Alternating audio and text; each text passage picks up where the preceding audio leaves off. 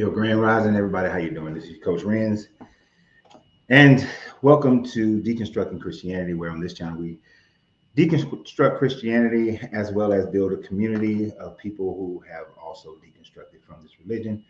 And tonight we're going to be talking about the young lady who was forced to apologize at the church in Virginia, in Hampton, Virginia area.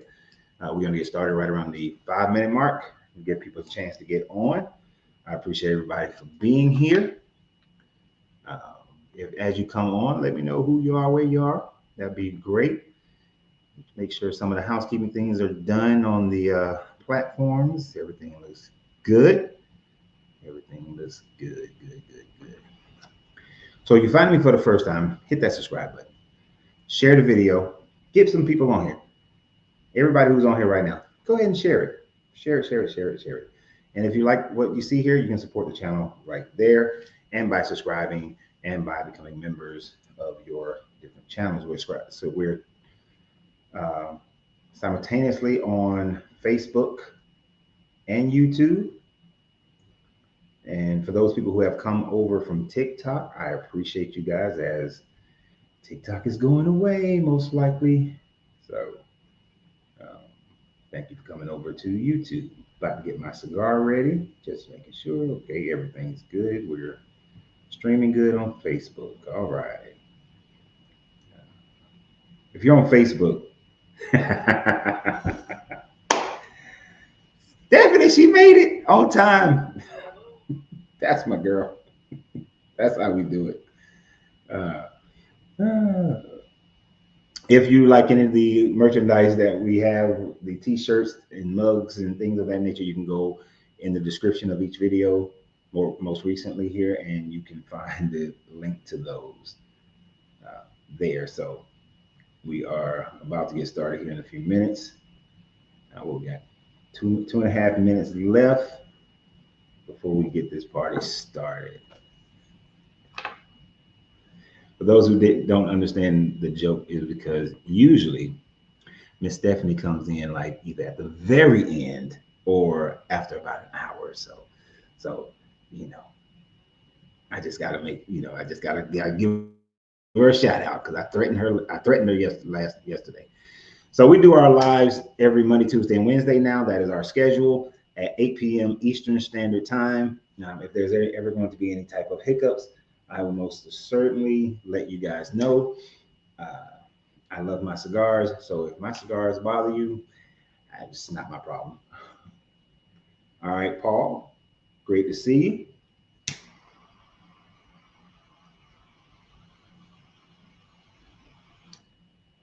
Got my cigar ready. I thought about a cup of coffee, but I don't. It's too late. So we're just gonna have water with the cigar today. Just a little water. Mansa, how you doing? So for the people who are here already, Mahindra, how you doing? How many of you have heard of this story already, of the young girl who was pregnant and was forced, in my opinion, to apologize to the church for getting pregnant, and then subsequently denied by her mother and the pastor of being able to have a baby shower? So if you've heard of this already, excuse me, I'm just moving some of these post notes out the way. If you've heard of this already, let me know that you've already heard about this. But that is going to be the initial topic of our discussion. And of course, I'm sure that we will go off the rails and talk about many other things over the next 2 hours. But if you haven't heard of it, you're about to see it, and it is quite disturbing. Quite disturbing, in my opinion. S.A. Smith saw the video. You watched the video? Cool. I did do a video about it about a week ago or so, but now we're going to go even more deeply into it, and then also talk about talk about experiences that you guys may have had. So if you are interested in coming on to the show at some point, let me know. I'm highlighting this joker right here, because he usually shows up in the last half of the show as well. So, yeah, I talked about you last night, Dwayne, about you being late all the time. So I had to throw it out there. I've met Dwayne, we've had conversations, so I know he's fine with me talking trash about it. So before anybody get into a tizzy about it. Oh, Dwayne, guess who rolled this? Dwayne, guess who rolled this? Angelina rolled this. She's learning how to roll cigars. She rolled this one. This is a home rolled, hand rolled, homegrown rolled cigar by Angelina. Mm-hmm. How about that, Dwayne? My cigar people understand the importance of this. All right, so more to the subject matter. More to the subject matter. Right. Paul said they need to apologize to her. Exactly. Delvin said he watched the video, and there is a video of a man that went and yeah, I saw the video of the man who went there and confronted her. I mean, confronted the pastor, and they were trying not to talk to him and kick him out the church.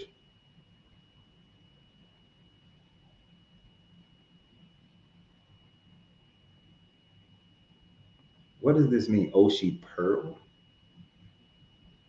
I don't know. She rolled this. She rolled this cigar. Um, I'm very impressed that she's learned how to roll cigars. So she did a great job. She's probably gonna roll some more tonight, so we ain't gotta let them rest. That sort of thing. So anytime you see me smoking a stick like this is Angelina hand rolled. But it's time to get started. And the best way to get started on this, and let's see if I can get it right again, is to bring it up. Thank you, Trauma. Yep, she did. She wrote it very well. I'm very, very proud of it. Let's make sure I got. Okay. Don't have to be. It didn't download in the same spot that the other videos downloaded in on yesterday. Where's the dang on video now? I download the video. Now that like it don't want to be seen.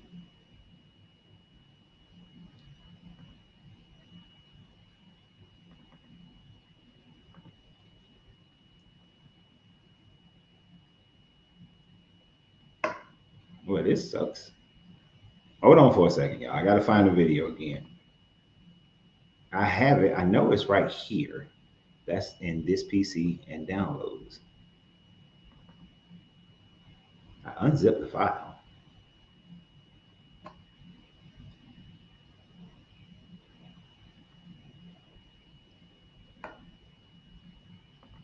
So this PC downloads.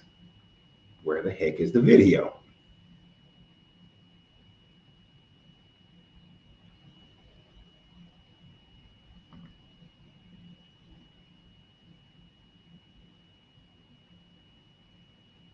How's everybody doing? Yes, she did. Let me see. Now I thought I had mastered this thing. Now we want to act funny.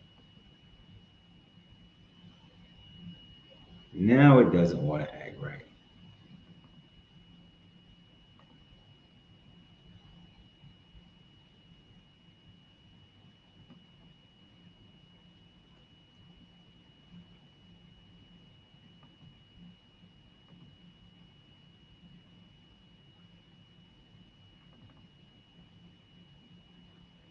It should be right here.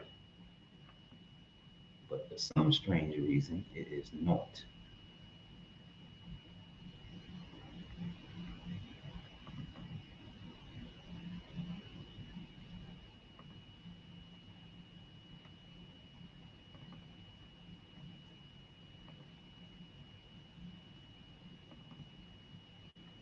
Please be patient as we are having a bit of technical difficulty in locating on this computer exactly where that video is at. But of course, like I was saying earlier, I found this to be very disturbing that they would make this young girl go through this process And for those who haven't seen this video, I want to find this. I downloaded the video. It shows that it's on my laptop. Y'all, it shows that it's on my dang on laptop. But you know what? There are more than one way to skin a cat. So what we're going to do is do a share screen.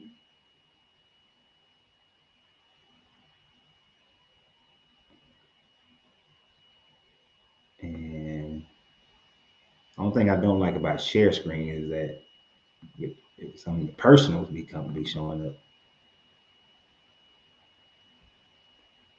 Y'all all up in my business and everything.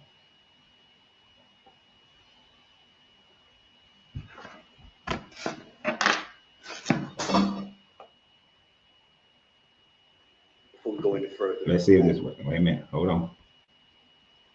Let's see if this works.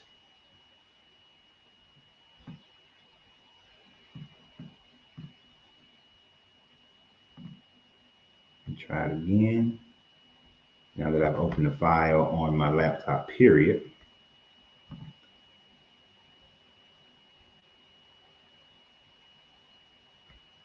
Oh, I just had to hit that. I think this is it.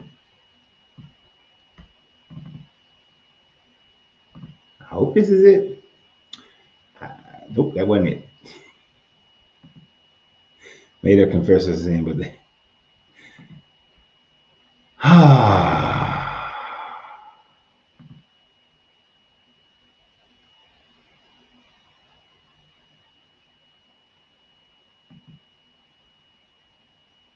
Okay, let's see. We're gonna try this. Share.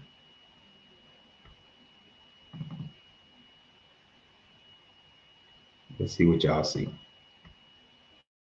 Before we go any further, want Sister Miles' daughter want to approach the church at this time in Jesus' name. Come on, Sister Miles. Hold on.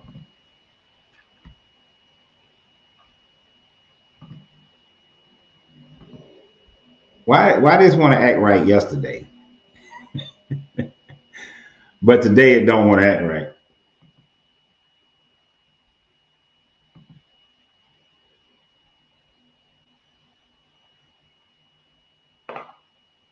That is like all the BS that today it doesn't want to act right.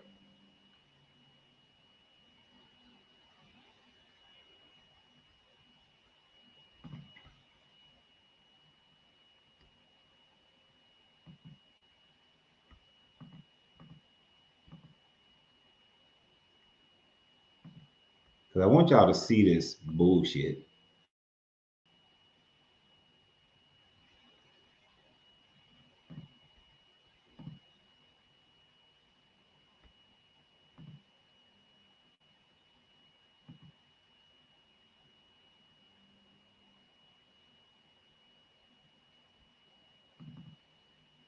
I'm gonna force it to act right if I have to.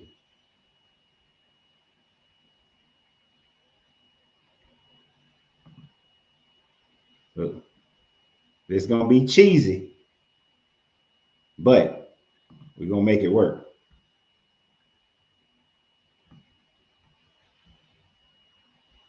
Y'all can see that, right? Oh, I can see it myself. Okay. Here we go. This is the video that they made that young girl.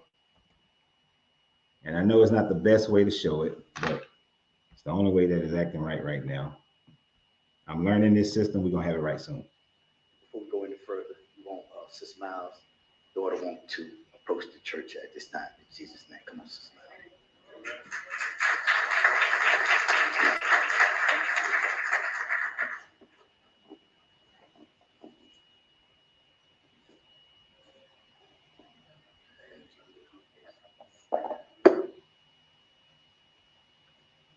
Praise the Lord, saints. Stand right in front of the congregation. Yeah, right in front of you. I want to apologize to everybody in here because I am pregnant. I'm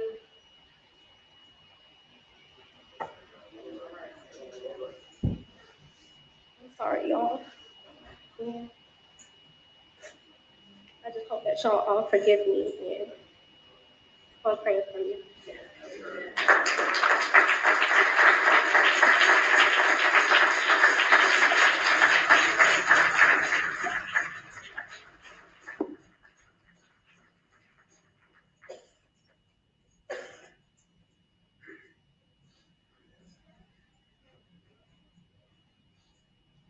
They say,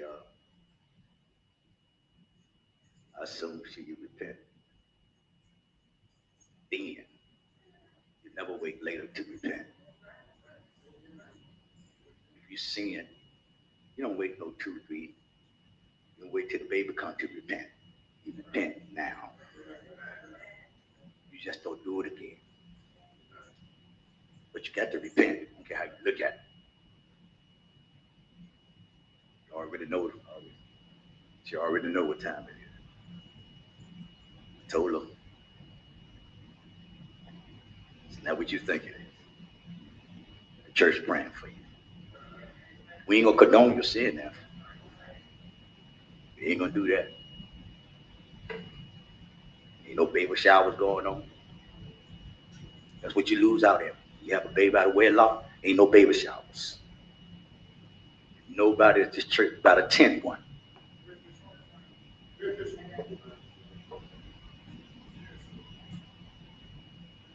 Mama shouldn't have one neither. You gotta take care of your granddaughter. You can't get done singing. Don't have no private baby shower. Can't have no baby shower. You lose all the prize and glory. You lose all that. You just lose all that. Thank God that God didn't take you out of here.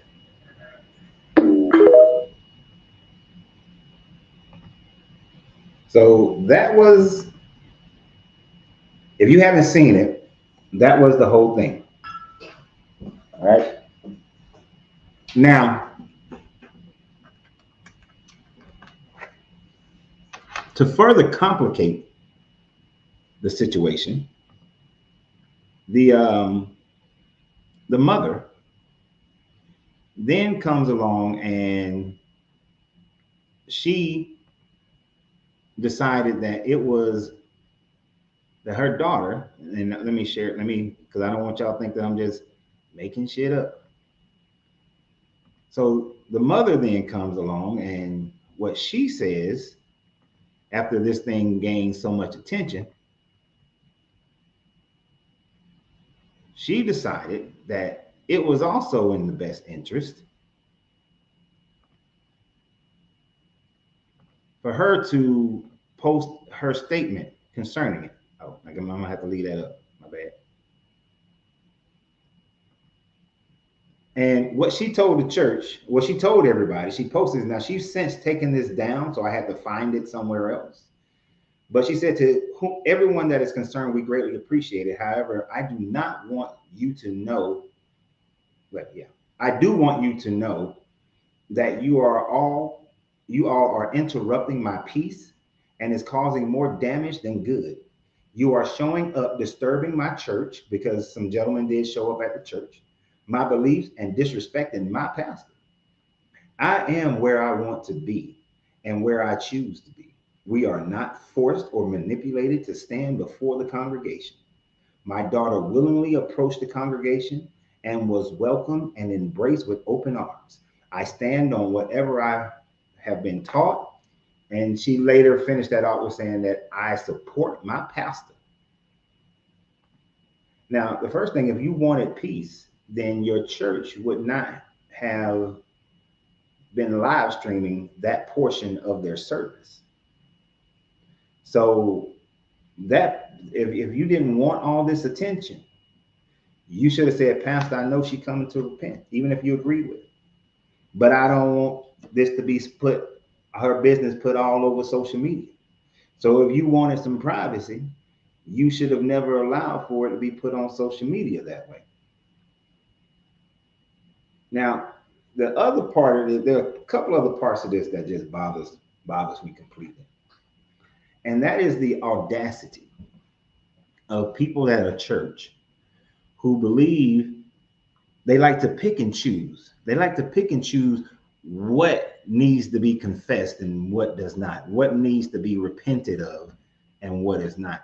Now, what you should have saw then was a parade of people, a parade of them. Let me move this microphone a little closer. I want to make sure that everything is heard right here. But what you should have saw was a parade of people coming up and confessing their sins about how Deacon Jones and Deacon Smith, let me slide this over. Deacon Jones, Deacon Smith and them been having sex with Mother Mary, and with Mother Bethula. How many of these married couples who are in this church, that they were having sex out of wedlock, and that's the wedlock of American ideas of wedlock through paperwork, that they were having sex before they got legally married, which is the standard in the church. It's not how the Bible says that people are married, but that's the standard. But it should have been a parade of people in that church, all them old ass people too. Because y'all know the older you get, and if I was still a Christian, at 53 years old, there will be so many sins that I will have to go up there and repent from. Matter of fact, if I was still a member of the church, now even though I tried to follow the Bible as best of my ability, of course that's an impossibility because we don't live in a culture that allows you to follow it. But then people in themselves just are not going to, because according to this Jesus guy, just the mere thought of seeing a woman and thinking that she might be fine or wondering about how good or bad her poom poom is, then I've already committed adultery. So, if I just rolled up and I saw who on here right now, if I saw Christina and Tanya Nanette and Debbie and Stephanie and I don't see no other women name up here, but if I just saw these women and I just thought about it, she got a nice boom boom, she got some nice tatas, then I've already committed the sin, right? I've already committed the adultery. So why is my camera doing that? So I guess I would be I'd be up there every week. Every week, I'd have to be up there because I'm a man. My eyes see beauty. Right? When I see a woman riding a motorcycle, she gets extra points for sexiness right off the bat. So there should have been a parade of people because they sinning every goddamn day. Every day. Every day they sinning, according to this Bible. And according to this Bible, every day I would be I'd be sinning too. Because there's some people get on my nerves every day. And I want to slap them. So I'm pretty sure that I got some of that going on. But I did have a question in that whole thing. And a couple of y'all already said it. Tim Brown already said, who the baby daddy? Right? Jalon is wondering, someone said that the pastor is probably the baby daddy. The more people have said that and I don't know if this is for sure, but more people have said that the drummer at the church is the daddy. So then if the drummer of the church is the daddy, then why isn't the drummer up there as well? Why the drummer is not confessing his sin? Why is it that Christianity is always trying to control the sexuality of a woman? Always. And to make a woman feel ashamed is the best form of control. I'm Pappy. Eric, you stupid. So where's the daddy? And then why isn't everybody else up there sinning? Because I've heard some of them Mom Mabley songs that they were listening to back in the day, and they need some repentance. And then here's another part, because I want to get all of this out. Here's another part I want you guys to think about that I haven't heard anybody else say. According to, and this is why Christians are such hypocrites. According to their Bible, once a person has repented for something, they feel sorry about it. They repent in their heart. They truly realize the mistake that they've made. You are not supposed to hold it against them any longer. Now, the baby didn't do shit. You're supposed to forgive the person. So if you forgave her for having sex out of wedlock, getting pregnant, and you forgive her for that, 6 months later, when you have a baby shower, that should be a sign that you actually have forgiven this young lady. Because in their American eyes, they are thinking that if we give her a baby shower, then we are condoning the fact that she got pregnant. No, you're not condoning it. You're saying that, okay, she sinned, she had the baby, she got pregnant. That's the part that she repented from. But now we've forgiven and we've moved on. You know, them withholding a baby shower from her and the mother in agreement of this thing and nobody having a baby shower for this young lady is a demonstration of them holding on and still having vengeance. So, you know, when this baby is born, she's going to be reminded that this baby was born out of wedlock, that this baby came out of a sinful act. That child is going to, if it grows up in that church, is going to be reminded that it was born in this situation. And it's on social media, so it's not like the kid as it gets older, he's 15, 16 years old, because I can still find some videos from when I was a personal trainer that I posted. So, and that was back in like 2006. So it's not like 15 years from now, they wouldn't be able to find this video. And how embarrassing would that be?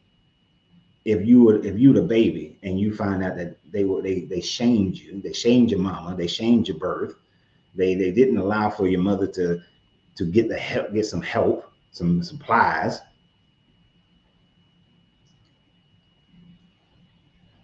And they're just holding on to the vengeance. And nobody maintains vengeance like a Christian. Or let me say like a religious person. A religious person will hold on to vengeance and beat you over the head with a mistake better than anybody else. Right? So the fact that there is no baby shower just shows that they don't even understand the tenets of their religion when it comes to forgiveness in the first place. That they are lacking in their own understanding of forgiveness. And yes, this is cult-like behavior. I know some people said that earlier.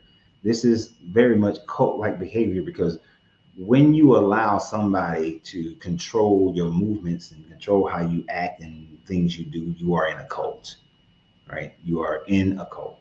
And that pastor knows he's leading a cult. The mother knows she's in a cult. She's standing by her pastor regardless of what type of mental and emotional abuse that her daughter is going to go through and that her grandchild is going to go through. In her mind, you are being forgiven so that you can go to heaven. Well, why wasn't the daughter up there repenting for other things that she's done in her life? I'm sure she's become angry with somebody at some point in time. I'm pretty sure she's slapped somebody, she's done some other thing, but it is this sexual act that they always want to promote that higher than anything else. So where was all the repentance as she was growing up as a child? Where is the mother's repentance when she was doing things that she shouldn't have been doing? I would wager that that her father is not in the picture. Because if her father was in the picture, it would have been her daddy who would have came out and said, "Y'all need to stay out of our business." But if her father was in the picture, uh, this probably would not have happened anyway. I don't. Well, you know what? It's some dumbass men out there, so let me not say it wouldn't have happened. But where he at? And if the father ain't there, I wonder if the mother been dating somebody, sexing up somebody, looking at some man and thinking that he probably can slang it. He can throw it over his shoulder like Dexter St. Jock. You know, I'm pretty sure that she's had some thoughts and done some things herself. Why she ain't up there? Where's her repentance story? You see.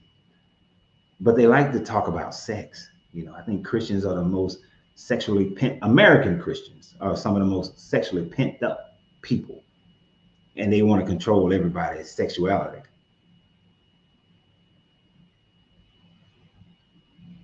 But I also want to hear if any of you guys got a story that you want to tell. If you want to come online, and talk about an experience you had where the church tried to do some stuff like that, right?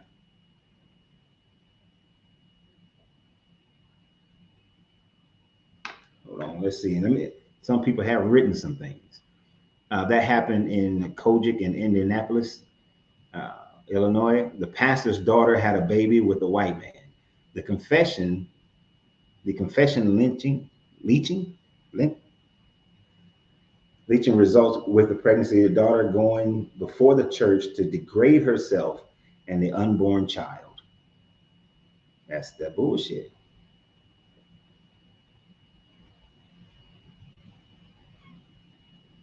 And I wouldn't doubt, I don't know what type of church this is, but I wouldn't doubt if they are one of those Kojic type churches, you know. And a lot of people have said this, maybe it was an immaculate conception. I doubt it. If it was an immaculate conception, they'd have been praising that young lady.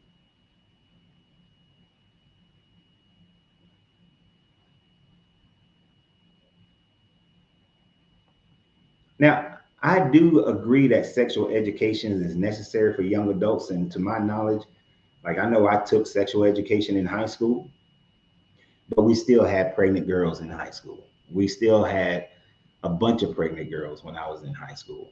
Uh, I am not trying to put it based on race, but it was always a funny thing to me because in my high school, this is just my high school, you knew of a lot of the white girls who got pregnant and they went and had abortions, and then the black girls generally didn't have abortions, and so they walked around pregnant, and people would look at them funny. But there was a bunch of people getting pregnant when I was in high school, and we had sex education. Uh, sex education is good, but I don't think it's a deterrent. I don't think it's a deterrent because them hormones are something else.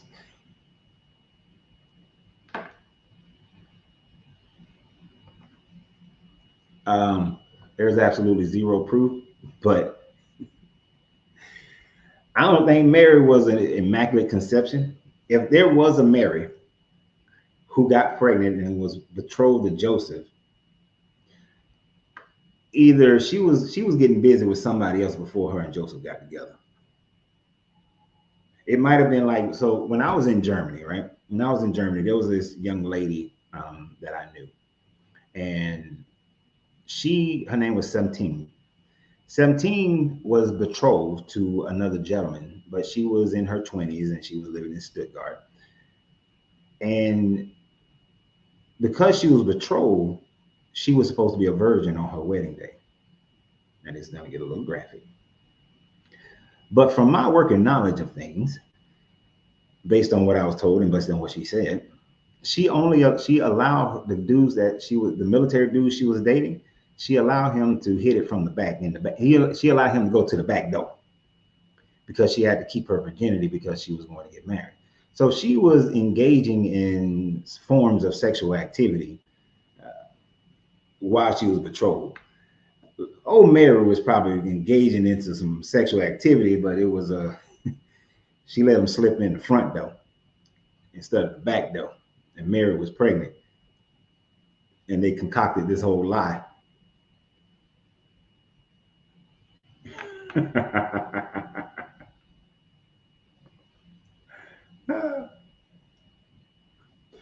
Says start teaching condoms and back doors. I'm gonna tell you a lot of the when I was in Germany, a lot of the and I found that out to be true with a lot of the Turkish girls. A lot of the Turkish girls that the American guys were dating, the overwhelming majority of them, they were all back doors. All back doors. All the ones that I knew, they was all back doors. Now that keeps you from getting pregnant. But I don't think any amount it ain't in America, you know that we're not gonna teach it that way.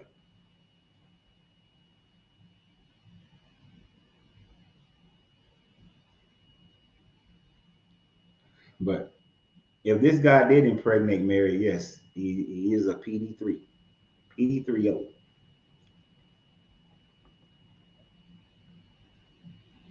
And this was prevalent in my high school. I was actually just telling Angelina how when I was growing up in my high school, as far as black people, there were a few upper middle class. There was a few middle class, but most of us was lower middle class or poor. So, and there was a lot of, you had white people in the same category, but you had a lot more upper middle class and rich white people. So they had the affordability of going to get that thing done. I can tell you right now, a bunch of them cheerleaders, damn near all of them got pregnant in high school at some point, and then all of a sudden they disappeared for about a week.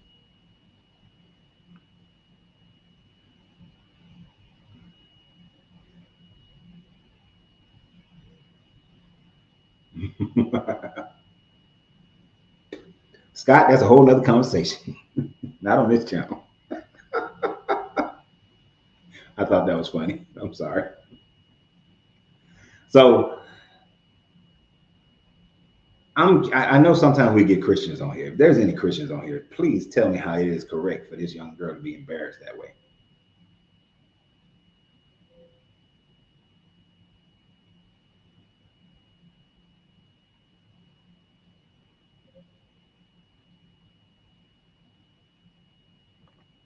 Okay, so he said, correct me if I'm wrong, isn't the true meaning of virgin one that has not given birth, not one who has not had sex? It is relative to the word that is actually used. So in the Old Testament, you had the word is Bethula, which means a girl who hadn't had sex, and then you had Alma, which is just a young girl, and she could have had sex or could not have had sex, but she hasn't had a baby and she's just a young girl. The Greeks just translated it into their word virgin, which I forgot what the word is, and the word that they chose, because they have a varying words as well, but the one that they chose means a girl who didn't have sex. So the it is thought that the Aramaic versions of the New Testament said Alma, but the Greek Septuagint says whatever the word for a girl who hasn't had sex. So it is more than likely just a mistranslation.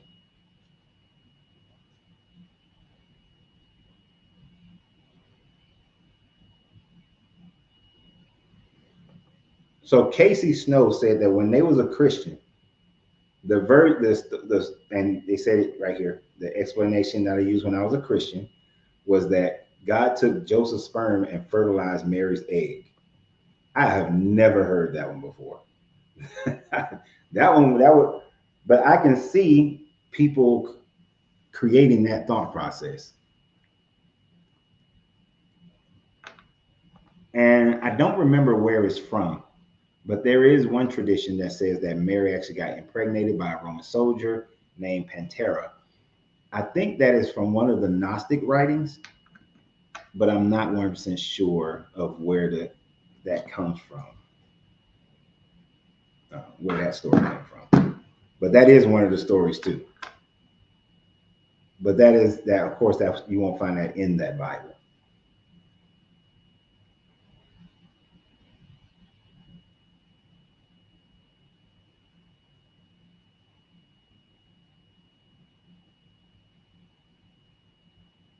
And I don't know where Stephanie had wrote that. I didn't see it.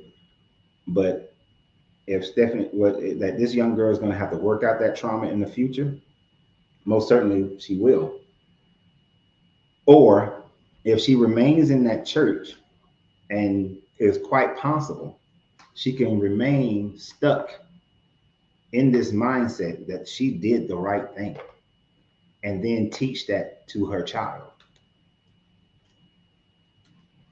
Because as we see, these type of things is very much generational. The parents teach the child grows up, if they stay in it, they teach the next generation. So you do have two possibilities. The sad part about it, if she stays stuck in this church, and she teaches that to her children, she's always going to have this shame that she keeps with her. You know, one of the things I like about teaching people, and the reason why I've used chakras as a teaching method or coaching method with people, is because there's that system helps you to overcome shame that you may have had in your lifetime. because carrying shame is always going to be detrimental to you. And this young lady is more than likely going to carry this as shame, even if she stays in this church, even if she gets married to somebody at some point, has more children. It is very possible that through this trauma that she will, if she has more children after she gets married, that she will treat that child better, believing that this child is more of a clean birth than the previous child. And I have seen that happen. I've seen where people have treated one child differently because they wanted to get pregnant to have this child, but they didn't want to get pregnant to have that child. And they treated that child with some animosity, whether they realized it or not, and it stemmed from their own feelings. But I think unless she goes away to college or move away for some reason, she is most likely going to stay in this church and indoctrinate that child in there as well.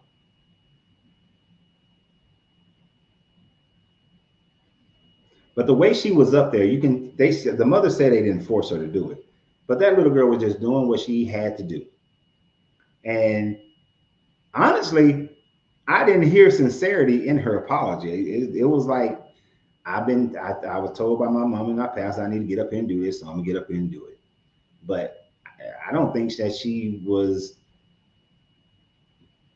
gonna deal with the trauma, but that was kind of a half-ass apology, to be honest.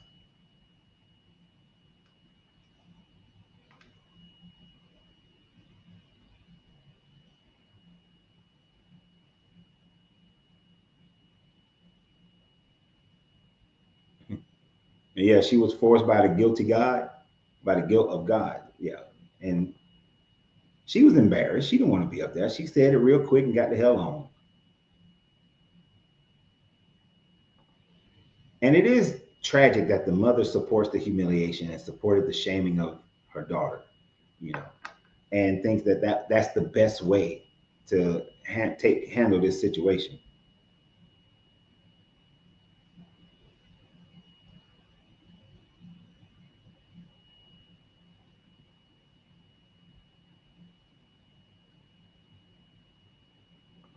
This is an old church tradition as well. Uh, that Stephanie is saying that her mother says she got pregnant out of wedlock. The shotgun was held to her head to get married, and the marriage only lasted for 4 years. And you got to think about that. How traumatizing. I don't know her mom, but I can imagine her mom still carried. She got double trauma. Forced to marry somebody, embarrassed because, embarrassed and forced to marry somebody because she got pregnant. And then be in a marriage, and then for whatever reason it ended 4 years later, now you got to go through a divorce. Now that same type of person, that same type of community looks down on you because you got a divorce.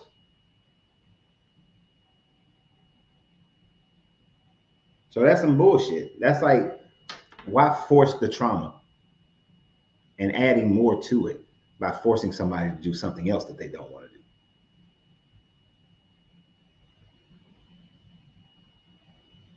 And this is what's funny to me. A lot of churches are full of single mothers.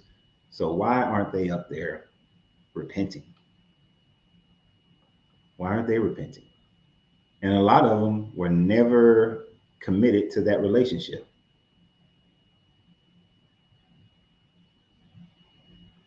Yeah. Damned if you do and damned if you don't. Like if one of my daughters got pregnant, I would never force them to marry somebody on top of it. A forced marriage is not going to benefit either party. Either you want to be married or you don't. Either you want to be with the person or you don't.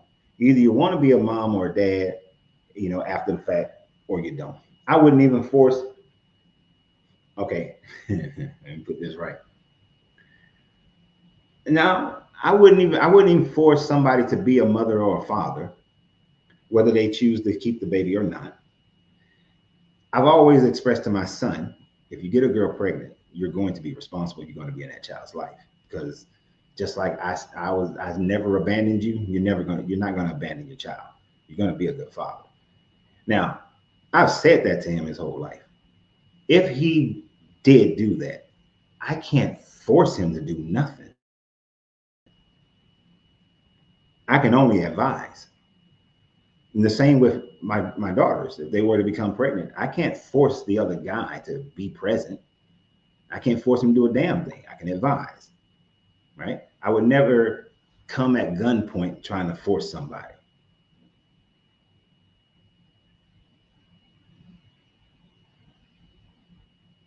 But I hope that in a, I'm gonna call you cheeks. I hope that you're right. I hope that this happens, that she's one that gets the confidence to leave. And I know some don't. You've seen 50-50, but I hope she gets the confidence to leave.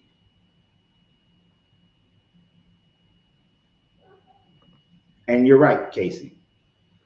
If you look at the Bible, you do not see an, let me think, let me think before I say it, let me think about it.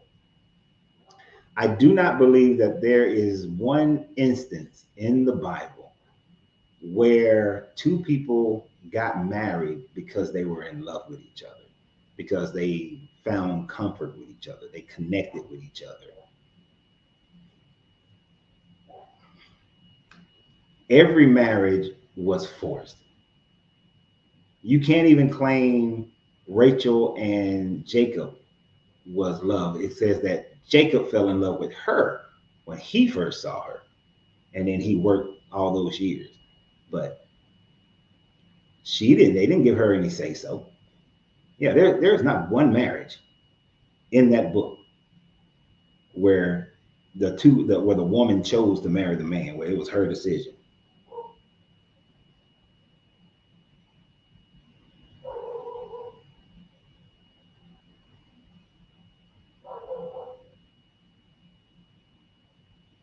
No, not one. Can't think of one. No.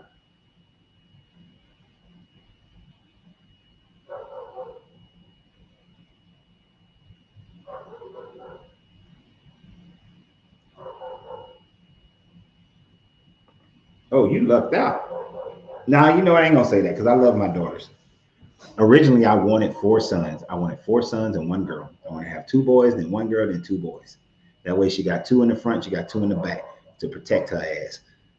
But I originally wanted that many, but I wound up having one son and two girls, and now I got two bonus daughters. So now I have four girls and one boy.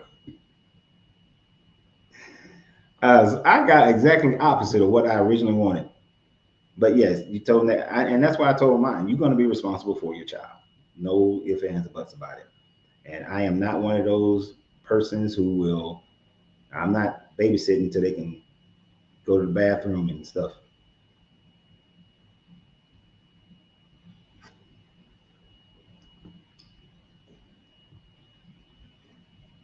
What does Corinthians 7 chapter 28 20? I don't know. I don't know that. I don't know it off the top of my head like that now.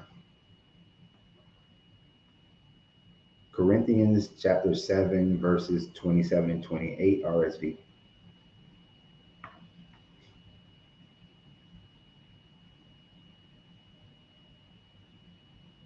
Let's see. Out of curiosity. I usually don't do this, just to let you know.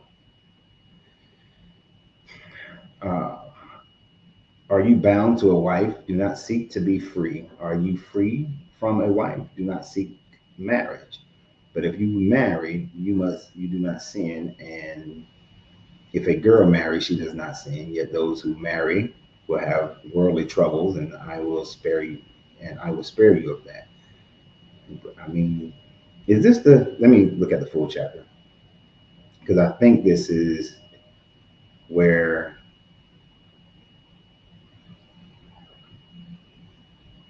this is Paul's opinion, where he's saying, "Now concerning the unmarried, I have no command of the Lord, but I give my opinion as one who, by the Lord's mercy, he is trustworthy. And I think that in view of the present distress, it is well for a person to remain as he is."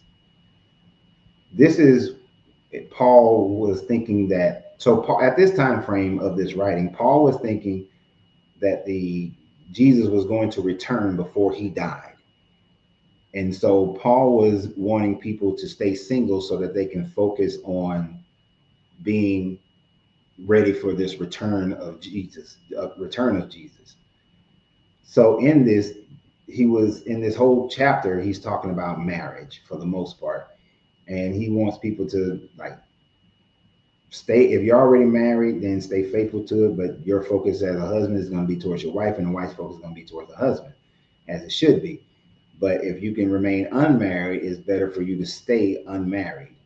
And so in this thought process, when you get down there to 27 and 28, Paul is saying that it is not sinful to be married, but he would prefer that you stay unmarried because Jesus was supposed to return before Paul died. Now, of course, that didn't happen. That didn't happen in their lifetime.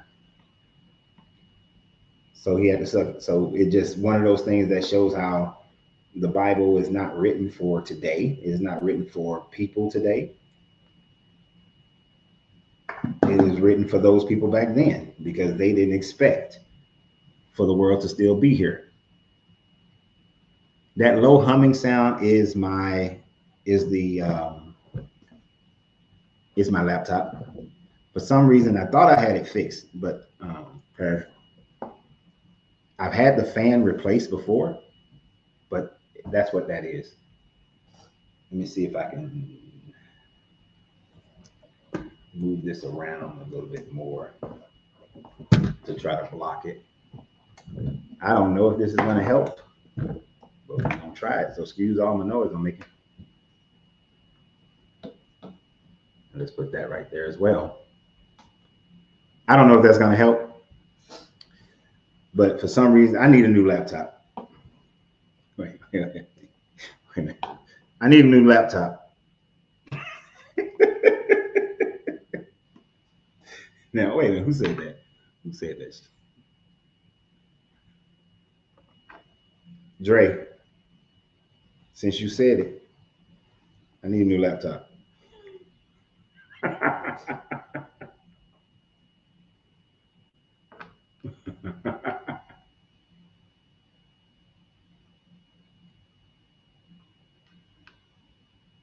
Oh man. Now you can't take me serious half the time when I'm making jokes. So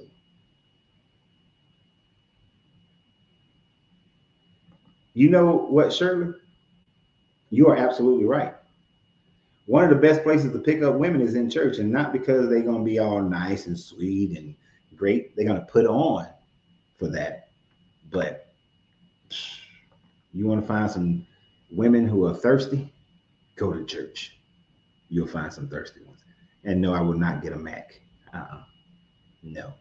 This laptop is probably about 10 years old now.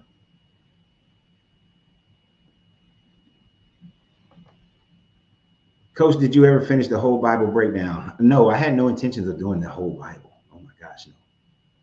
I had no intentions of doing the whole Bible. Originally, my intention was just Genesis. And then I was like, okay, I'll do Leviticus. And okay, I'll do Exodus. And then we did Numbers. Numbers was boring as shit.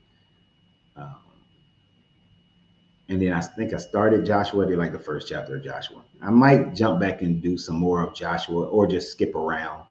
So I probably skip around at this point on it.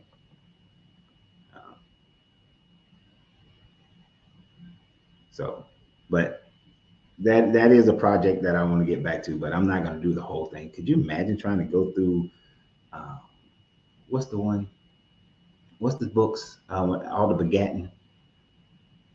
I forgot which book it is with all that damn begatting. That would be boring as hell to go through all the begatting, and all it is just a bunch of begatting. I mean, you can trace lineages and all that kind of stuff through that one, but it's boring. So at this point, when I get back into doing that, will be, since we're doing 3 lives a week, we will start picking certain sections of the Bible and we'll do what's wrong with the Bible, the read through. But I'm going to jump around. I'm not doing that whole thing. That whole book, that'd be too much.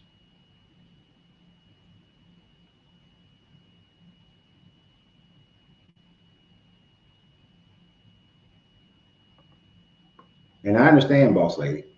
I was born and raised in Marietta, Georgia, which is a suburb of Atlanta.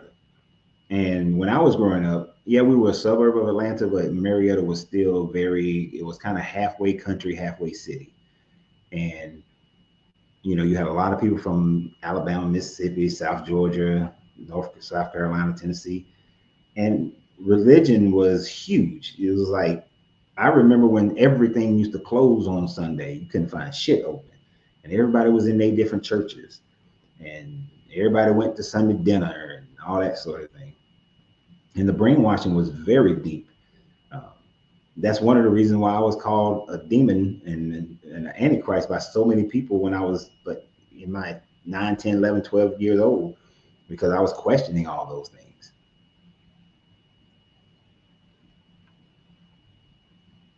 You tell them, trauma, I ain't getting no damn MacBook. It'll be another HP.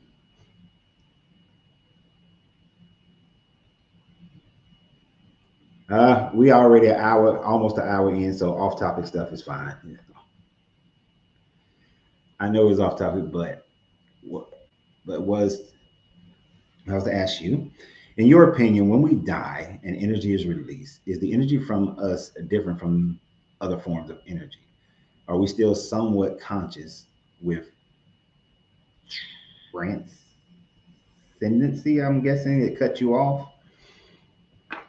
The straight up answer is I have no freaking idea what happens after we die. No one knows. No one can actually prove it. That's the straight up factual answer. No one knows. There is some type of energy that is released or a weight that is released from the body that is beyond just your body releasing the waste in your system.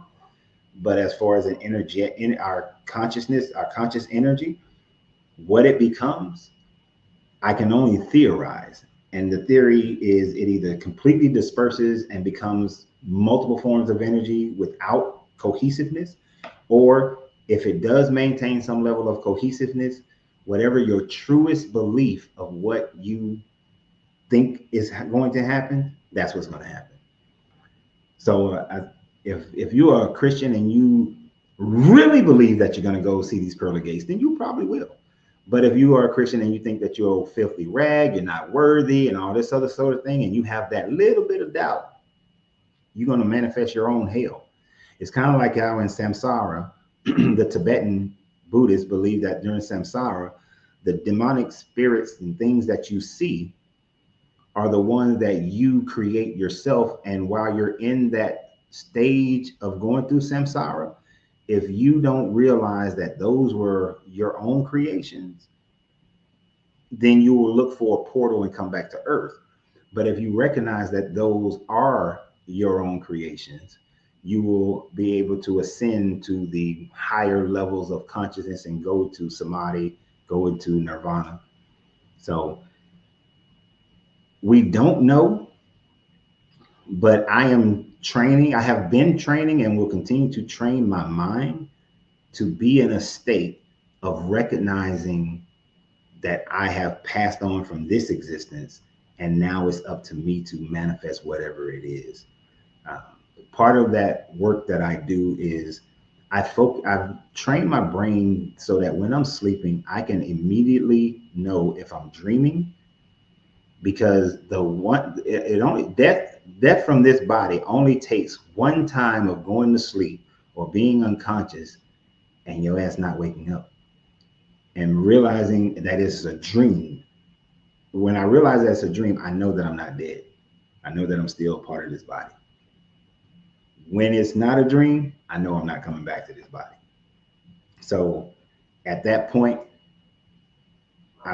when I meditate on focusing my mind to be able to recognize those things, and I can do it. I do it every night. I always know when I'm in a dream. Now, the only problem is if I don't like the dream, I change it up and make it go how I want it to go. So I turn it into a lucid dream.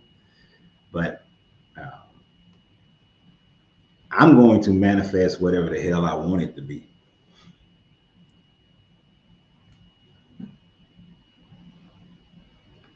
So that is my theory and my thought. Factually, nobody knows. But what I'm focusing on is my brain power. Because the strongest thing and the thing that differentiates us from everything else is the power of our brain. Every other animal on the planet is more of an instinctual, basic animal with basic thoughts, basic consciousness. Some a little bit higher than others. You know, where the great apes are higher than an insect, dolphins are higher than a fish. But humans, we have the highest level of consciousness on this planet that we know of. So my training and my focus is to build my brain, which means that I have to get rid of all doubt as well, and that is the most difficult part, right? So when I was a Christian, I would pick up on things where how the Jesus character said that if you if one or two of you come together and you have no doubt and you tell the mountain to move, the mountain will move. But it's that part of have no doubt that most people never paid attention to. I never heard people preach about. And it is very difficult to get rid of doubt. You know how many people, no matter what religion they're in, no matter what spirituality they have, they will say, okay, this year is 2025, it's going to be my year. I'm going to get a house this year. But they have this little seed of doubt in them. And that little seed of doubt is demonstrated by their actions. Because if you wanted to buy a house, the process to get a house from wherever you are right now is quite simple. But that little bit of doubt will keep you from doing it. When you don't achieve those goals, when you don't have the discipline to do what's necessary to obtain something, that is a demonstration that your mind still carries doubt. So when in areas of my life that I recognize that I'm not excelling, now shit's gonna happen based on somebody else's activities sometimes, but shit's not gonna happen in my life based on my activities, based on my thought. And my activities come from my thoughts. So I work on every aspect of getting rid of doubt. And I have a whole concept that I utilize. Y'all got me in my coaching mode now. Let me show you how this concept. All right. Let me make sure I got y'all right.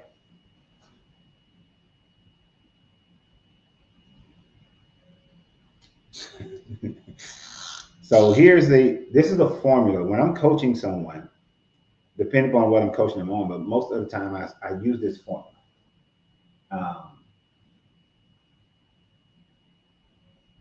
So it's C plus B squared equals infinite G, right? Oh no, can y'all see that? Okay. The C stands for capacity. The B squared is a balance between your business life and it's balance between your business life and your personal life. So it's your spiritual life. You can call it your spiritual life and your matter life, but a balance between is having balance of your mind so that you can have balance in your activity. And then I demonstrate it by drawing this circle. And that is you in the middle, right? And then you can partition your life into different things. You can have a whole bunch of partitions, right? It could be work, family, your spirit, spirituality, friends, fun, however you want to break it up. Now, some people are doing great here and they are bang their ass on their work. But oftentimes they can be workaholics and then they're suffering here. They're suffering here. They're suffering here, suffering here. And whatever this is, maybe they're doing about this much here. So each one got different levels.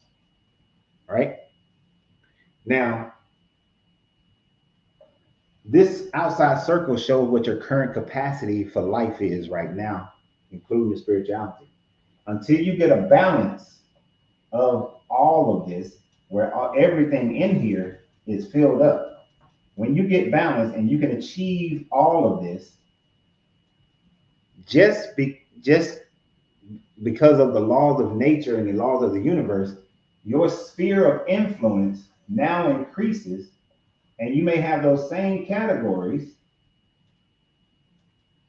but now your sphere increases. Kind of like you get promoted on a job, now your sphere of influence in work increases, and it continues to increase. So now your job is to fulfill balance within every category of your life at this new level of influence. And then when that one happens, another one. So I think about it in these terms. If this part,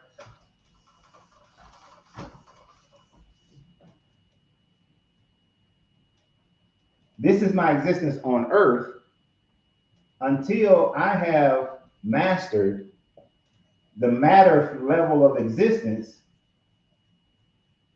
If I can, when I master this level of existence, I will go on to the next level of existence, and then the next level of existence, and so on and so forth into infinity. This is somewhat kind of like what Buddha was teaching as to how he reached nirvana and was able to ascend to the Buddha mind. But it's just a great teaching of life, period, whether you just utilize fulfilling your earthly consciousness. But if we leave something undone, if we leave something undone,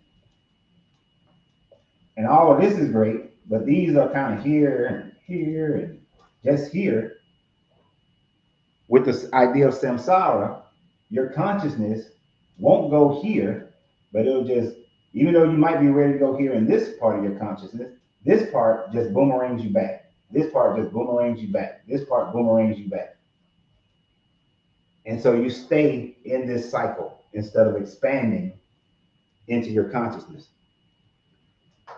So I look to gain balance in every aspect of my life and fullness in every aspect of my life. So one of those things is, and there's a lot to do within that. You don't take on too much at one time frame. I used to be where I would take on way more than I can handle for the level of energy I'm willing to give to something, the level of commitment I'm willing to have. So I don't know if that helps you. That's why I tell you guys, if you ever sign up on one of my coaching programs, I'm a pain in the ass because I don't just do the bullshit of just sitting there talking to you, listening to you. Your ass gonna have to do some work. And if you don't do the work, I'll fire you because I can't fulfill my sphere if I'm constantly trying to force you to do what you need to do. And if you're constantly boomeranging back and not doing the work, then you're messing with my energy, and I can't have that. That's why when I was a personal trainer and life coach, when I did life coaching as part of my personal training program back in the day, and a lot of this comes from that, I fired probably half the people that when I look at the number of people I've trained, I've also probably have fired a good 1/3 of people because they don't. If you ain't ready for me, I don't deal with you.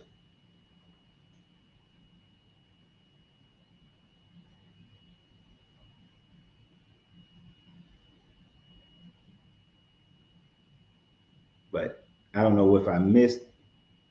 But that is so. I know the question was what happens after we leave this existence, but that is the best way that is one of the ways that I can explain it. If your consciousness, you reach a certain state of consciousness and fulfillment of that consciousness, you should be able to manifest whatever the next level of growth is or the next existence is. Uh, Honestly, since energy doesn't die, I do think that people's consciousness stays intact, but I think most of y'all are coming back. Most people coming back. I ain't saying y'all, but most people, they come back or they go to another planet. And that's the cool thing. You could be reincarnating, but go to a whole nother planet on the other side of the universe. Because I do not think that Earth is the only place where there is sentient life.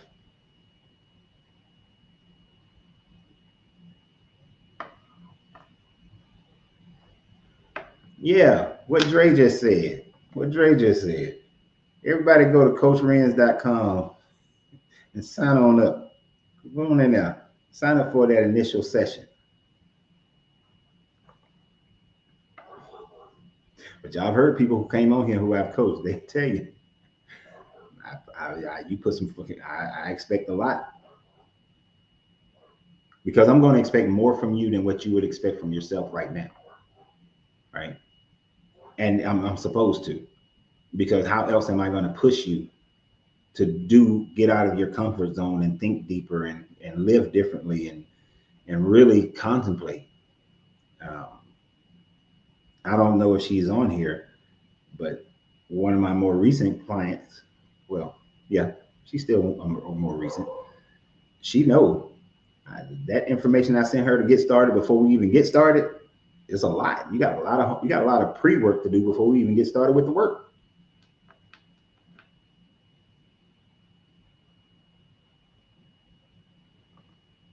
And you're right, Joseph. Those people who really don't want to, they're energy vampires. When I was a personal trainer, I remember this one lady, I fired her 6 times before I actually let her stay.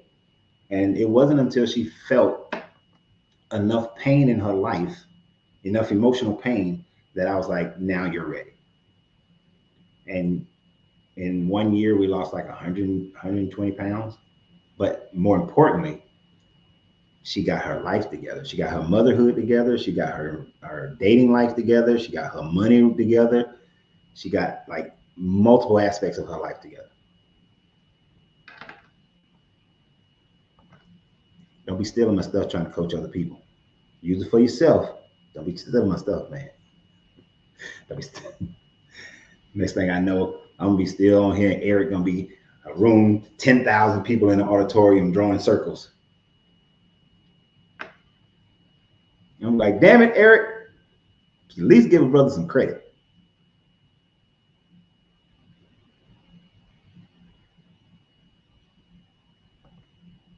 Do you think that deconstruction has to coincide with a dismantling of the patriarchy to a degree? I think deconstructing, yeah, you have to get rid of the whole patriarchy within itself. And it doesn't mean that you go over to a matriarchy. No, it is about going into balance.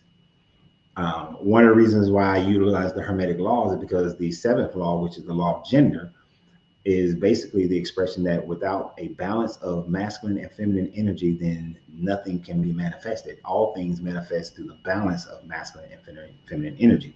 Now, balance doesn't mean they do the same thing, but one cannot survive without the other. One cannot manifest anything without the other. So if you are all patriarchy, then you're not manifesting anything worth anything. If you're all matriarchy, you're not manifesting anything worth anything. It has to be a balance of the masculine and feminine energy. This is why many of the things that people do don't work out for them, is because they are out of balance, especially people in business. Most people in business are either fully matriarchal or fully patriarchal. They're either fully instructional or fully nurturing. And because they don't have a balance, they mess up. They mess up the whole damn thing. And when people say, oh, I'm just going to do what I love and then it'll just come to me, I'm like, that's bullshit. That's all matriarchal. And other people are like, no, I got the business plan, and I got the structure, and I'm going to follow it, and I got the money and all this. But you don't have the matriarchal portion of taking care of customers and nurturing your customer base and growing so you're going to fail as well. So unless you have a balance of the two, it ain't going to work. And I had to learn that one financially the hard way,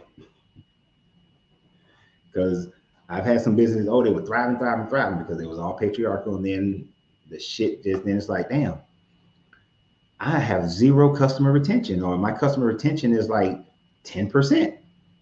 Your customer retention should be up at, if you're doing it right, your customer retention should be at 70%. You should only have to replace your customer, you should only have to annually replace 30% of your customer base. But if everything in your business is patriarchal, you're replacing 70% of your customers every year. But once I learned that, customer retention was easy. Once I understood the balance. So to deconstruct, you have to tear down the patriarchy. You have to tear down any forms or ideas of moving into a matriarchy. It has to be a balance. One of the beautiful things that there were time frames, and there were cultures where the priest and the priestess were both as in just as important in the religious teachings. And because they didn't have a separation between their religions and their society, they both function as a balance within the society. Once things started to become patriarchal, it all fell went to hell in the handbasket.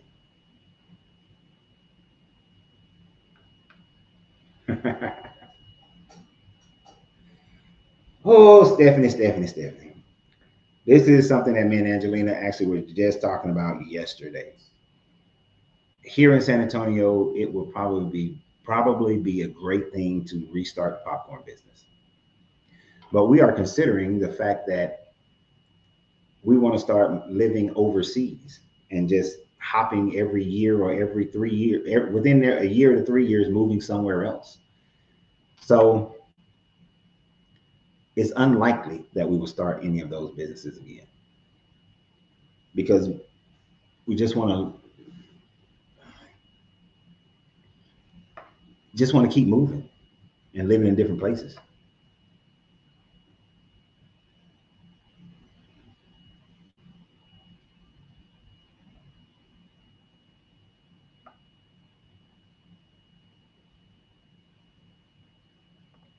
We like to. If we were going to stay here for a long period of time, I would definitely open a popcorn shop.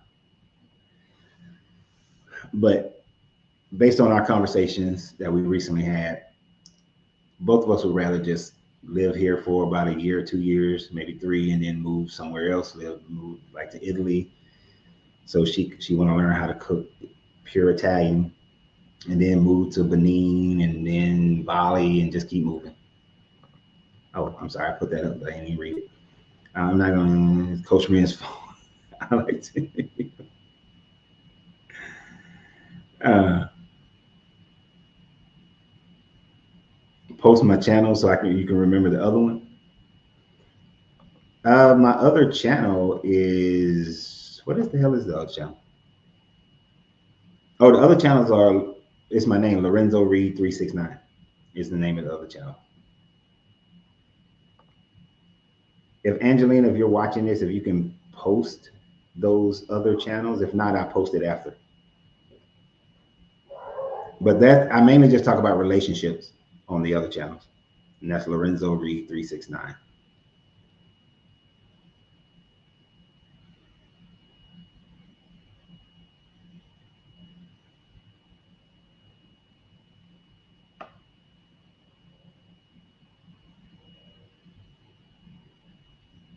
Yep.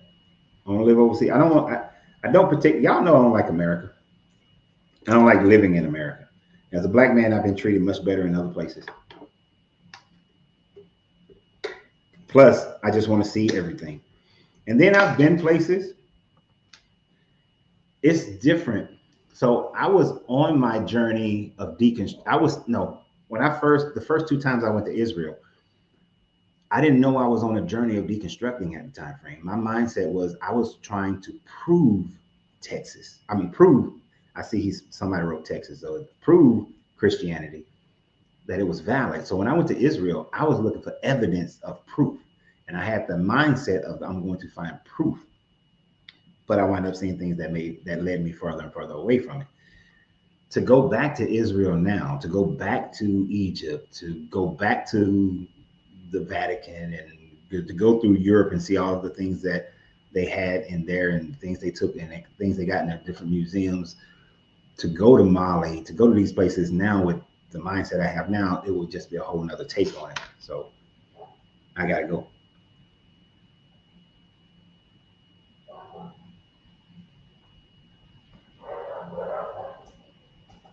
Oh, we're loving Texas so far, but it's been cold this last week and this week. Cold to us. You drop below 60, Angelina's cold. You drop below 50, I'm cold. So other than that, Texas is great. I'm loving Texas.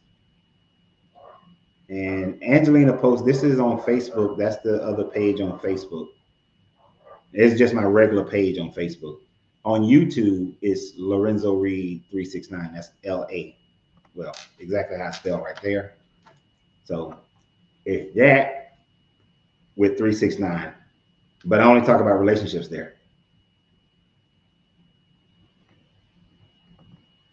In the great words of whoever sang the song, hell to the no, to the no, no, no, hell to the no. It cold up there. Don't do the cold, Stephanie. Not doing the cold. Oh, I just realized we got two Stephanies on here tonight. We do not do cold. And this is the YouTube channel. The YouTube channel is that. But I do not do the cold.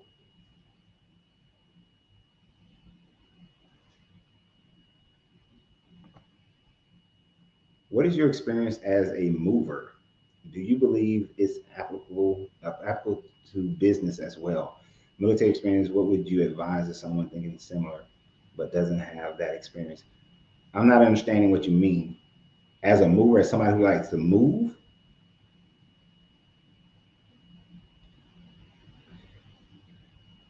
I should understand what you're saying, but I just don't quite get exactly.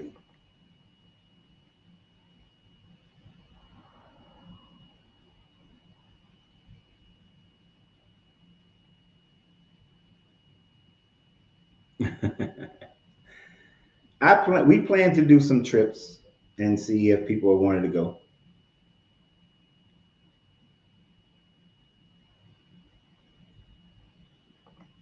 See that bullshit right there? See that bullshit? 19 degrees. That don't make sense to me.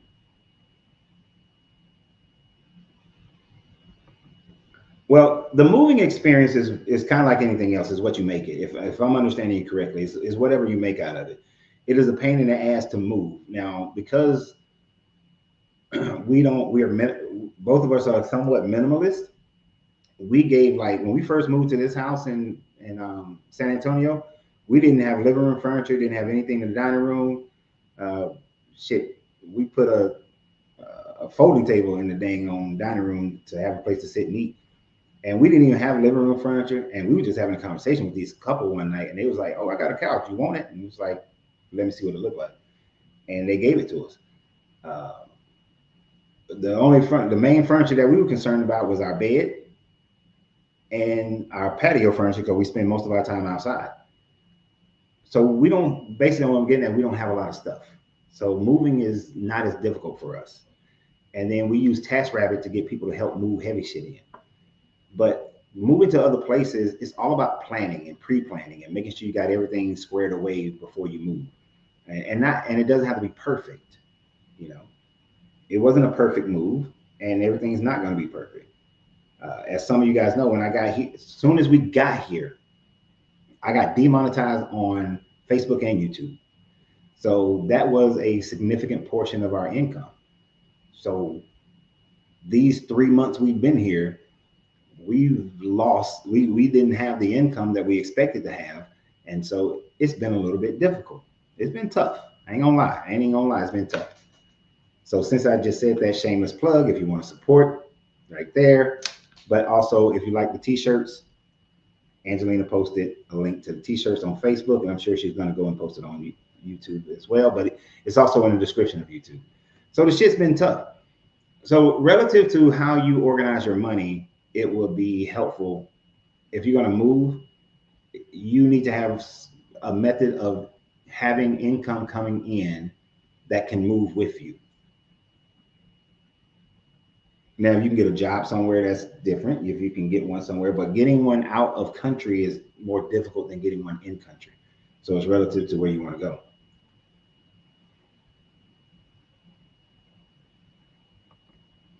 Actually, I don't like the movie Aliens, but Predator and Prometheus, I do. And I know they are linked, but Aliens, never been a fan. But yeah, so moving is, and there are a lot of countries where you can move to that if you got American income coming in, you good. Shameless plug coming up. See, John like his shirt. He like his shirt.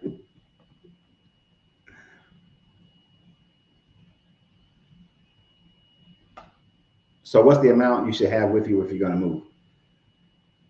That's hard to say. If I was advising you, then I would say you need to have whatever it costs for the move to happen plus 3 months of income. Now, uh, I'm more of a fly by the seat of my damn pants kind of person. So the drop down in income happened right before we moved, but we was dead set on moving. So we literally had enough money to move and about a month of life. And then we just been making it, we make it work as best we can. Have I called my brother to borrow some money and then pay him right back? Sure, because the month is before I get paid, and I'm like, we might need $300 to last us until till I get paid again. So I call my brother, hey, I need $300 until such and such date. But safely, I would say 3 months at least. But it all depends on it depends on your situation. Do you have money that's coming in? So like even though I have my VA in America, most places the VA is just not enough.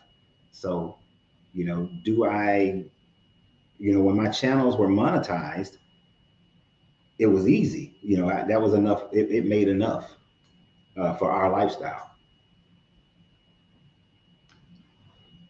See now, with just my VA, we can go to Thailand.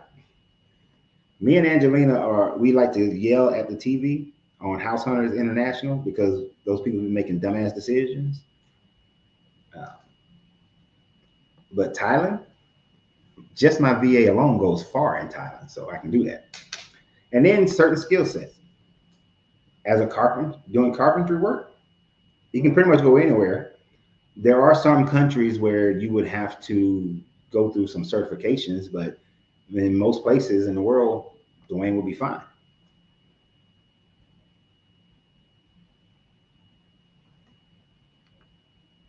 And Angelina posted the YouTube where you can get the merchandise.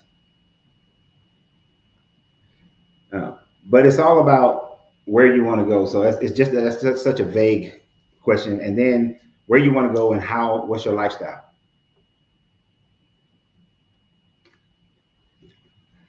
We don't went so far away from the subject matter.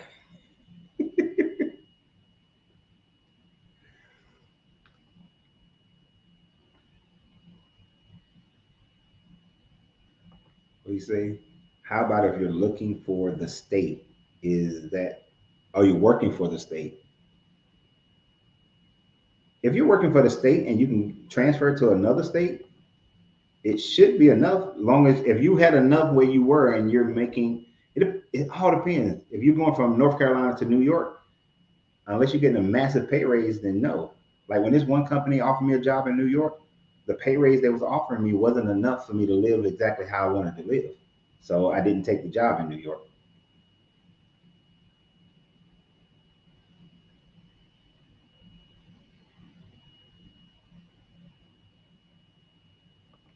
All right, Coach, I know you're humble, but you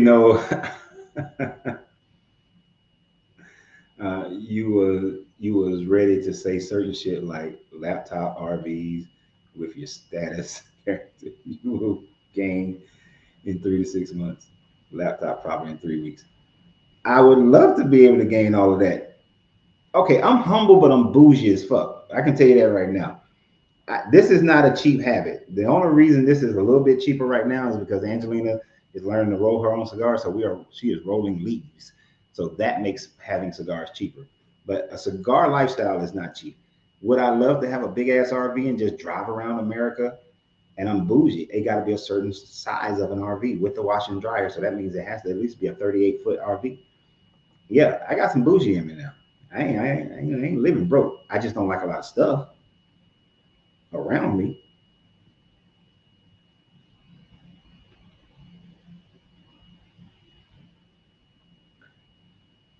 I don't have a book on business. I just teach people business through my coaching programs.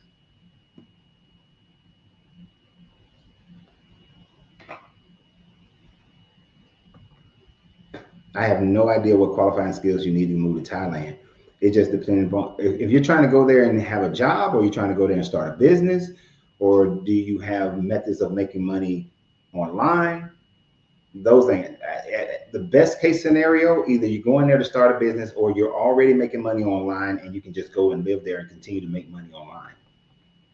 Like that's the move now. The move now is to figure out a way to make money online or work remotely and move. Now, if you're working remotely, you got to adhere to wherever the time frame that you got to work for that company. But uh, the big move is to figure out how you can do something online, right? Oh, you're talking about my ebook. That ebook is called How to Escape Mental Welfare. It's more of a self-help book. It's not a business book, but everything in there can be applied to every aspect of your life.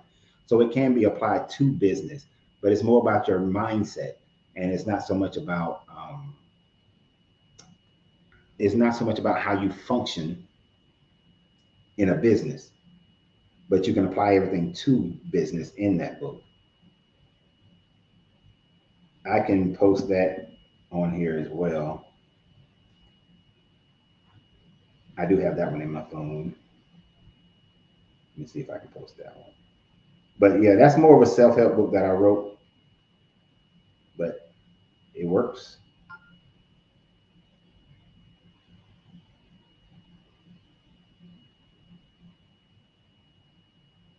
Um, I posted it on Facebook, but yeah, in most of my videos, there is that.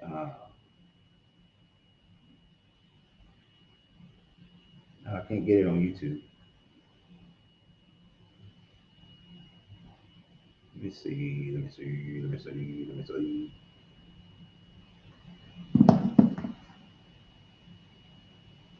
But it's a book I wrote called How to Escape Mental Welfare.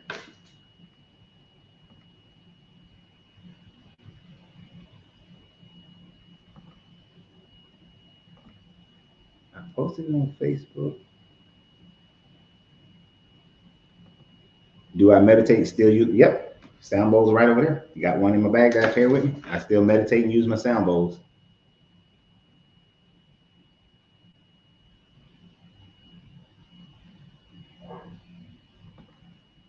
Let me see if I can repost that on here. Let's see. HTTPS. Give me a second here.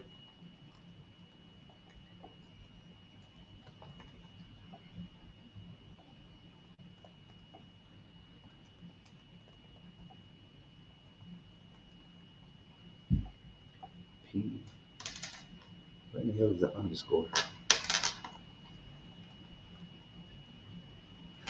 I'll be with y'all in just a second. Let me see if I can type this in real quick.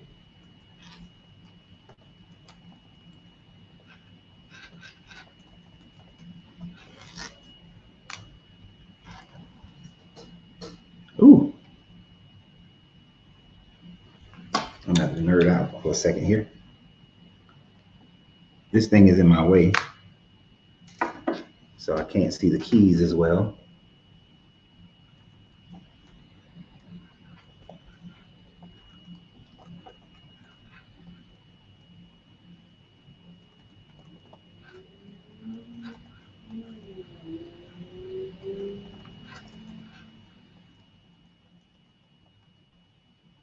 I think that's it. Yep. So I posted the book where that can be purchased. I wrote it. It was great. It's still accurate to today's world. All right, let's see. I saw something that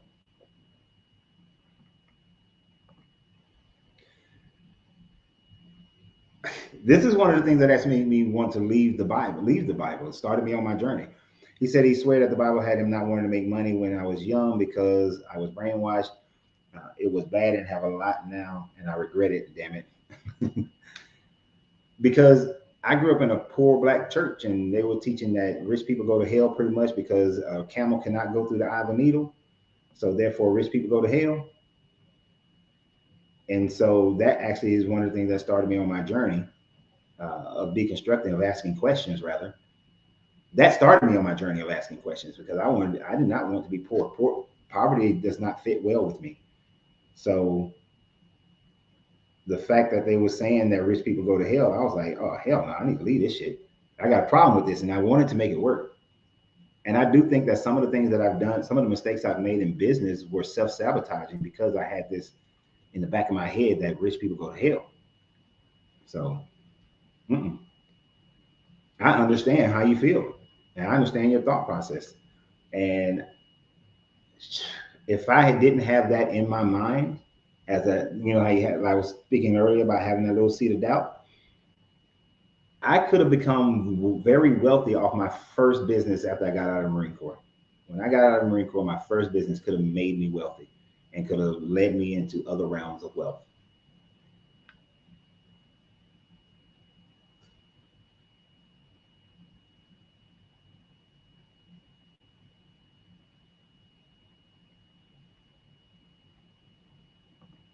I don't understand what you're saying, Drake. Coach, name it, and the channel got you. I can see it. Call me a prophet tonight. Next live, name it. Whatever your price, watch maybe 1 year's top. What do you mean by that? Like name what I want, name what I want to achieve.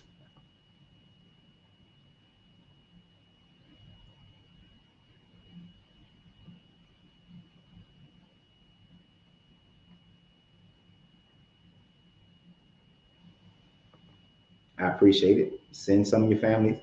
Just don't get me in trouble.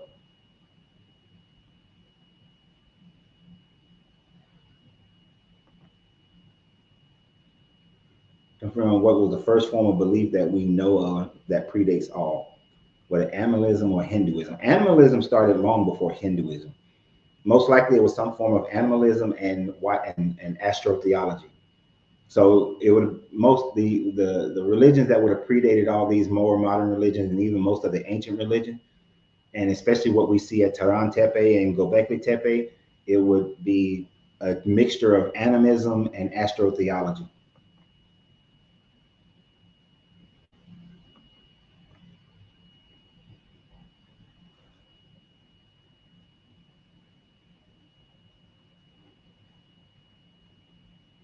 More modern churches are trying to teach people that they are supposed to have wealth, but yet they don't teach them how to build it, and that's one of the problems I have with religion.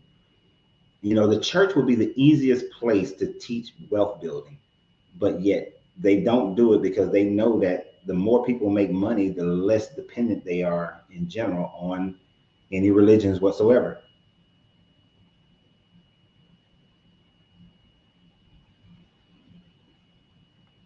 Oh, the RV. I would love to have an RV, boy.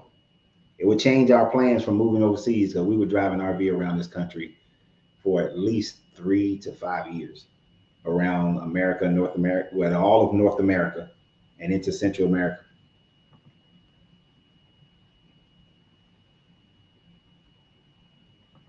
Yeah.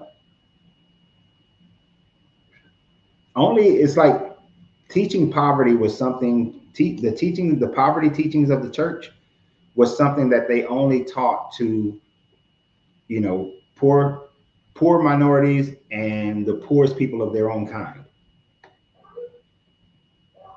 because they need people to stay poor. If people don't stay poor, then the rich can't stay rich.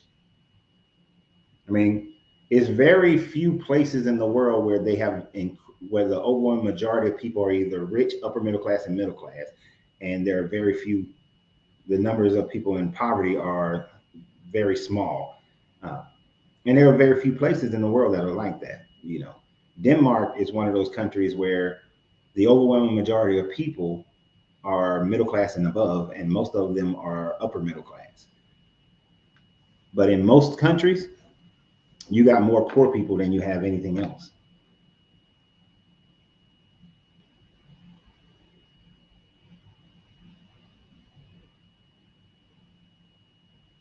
You see, if I was when I was going to be a Christian, and I was going to stay a Christian, I was going to be a pastor. Um, my church was going to teach people how to make money. I was going to teach them how to make money, and the church itself was going to make money without needing people to give money to the church.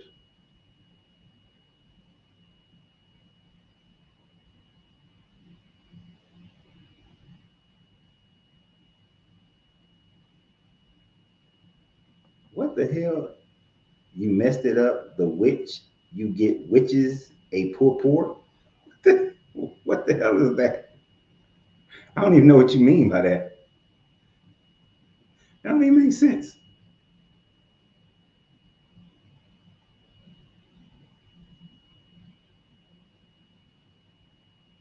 That pretty.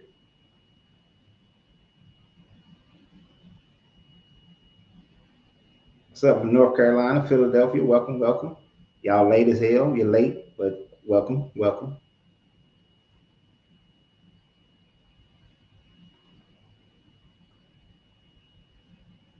And there is a difference between being poor and being desperate, and more people are becoming more desperate in this country, especially.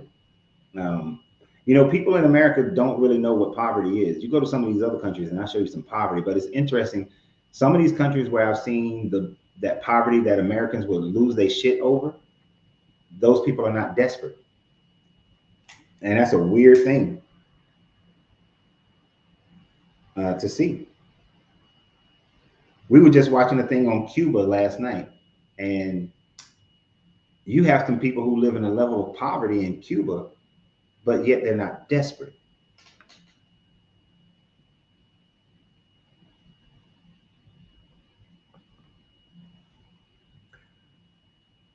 I don't care. The only reason I put yours up there is just because I wanted to be an ass and say, I don't give a shit what you think about my cigars. I could care less. And I don't claim to be holy.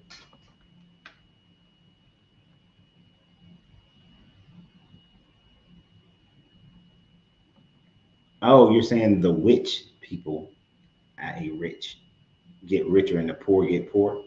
Yeah, they do. Most of the time, poor, look, I'm gonna be honest with you.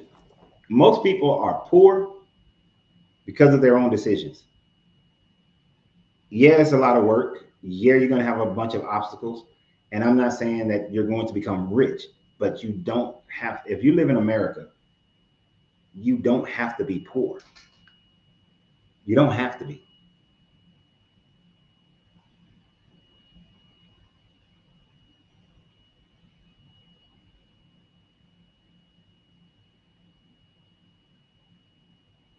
And Bryce, I created a whole program, and this was even after I deconstructed from Christianity. I was trying to get churches to do it that will help everybody in that church and the community at least raise it up to the overwhelming majority of people are middle class and above. But none of the churches in Atlanta wanted to do it. So I was like, to hell with y'all.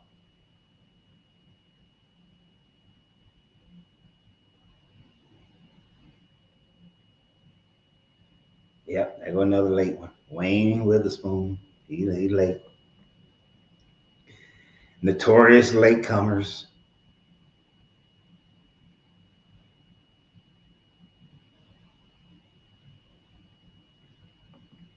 Yeah, poverty can be. That's what I was saying about when I was looking at the thing in Cuba. Their level of poverty is relative to them. If you saw their level of poverty, some of those people that they were showing, Americans would lose their shit if the majority of if the people that are determined poverty level in America would live in the same level as the people in Cuba, that them Cubans would think that the poor people in America is well off compared to them. So it is relative. Uh, one of the major differences is that you have more opportunities in. There are countries where you have more opportunities to get out of that than others, and certainly here you can. You see, free your mind, free mind. The delusion of that book is so strong that we're to where it sometimes still have me thinking that when something goes wrong, it might be because I left the faith. You are not alone in that journey. I used to be that way as well. The first probably 10 years that I deconstructed from Christianity and things weren't going right, I was like, damn, is it because I was like, I left Christianity, I left the faith, and I don't believe in Jesus, and I'm being punished for it. And then I'm more and more, the more and more I studied, and more I start understanding alchemy and hermetics and reading the Tao and other ancient philosophies,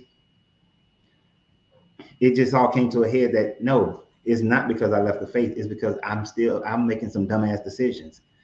And then other times it's not even a dumbass decision. It's just you make a decision and the decision just don't work out for you. Especially for me, because for the majority of my adult life, I've owned business. I've worked for myself. So when you work for yourself, you can you can put out marketing material and you thinking you're doing the right thing. It just don't work.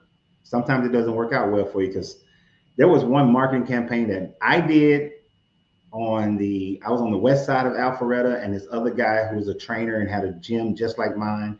He had a personal training studio gym like mine. He was on the east side of Alpharetta. We did the exact same marketing campaign to the exact same number. We actually used the exact wording. We just changed the picture.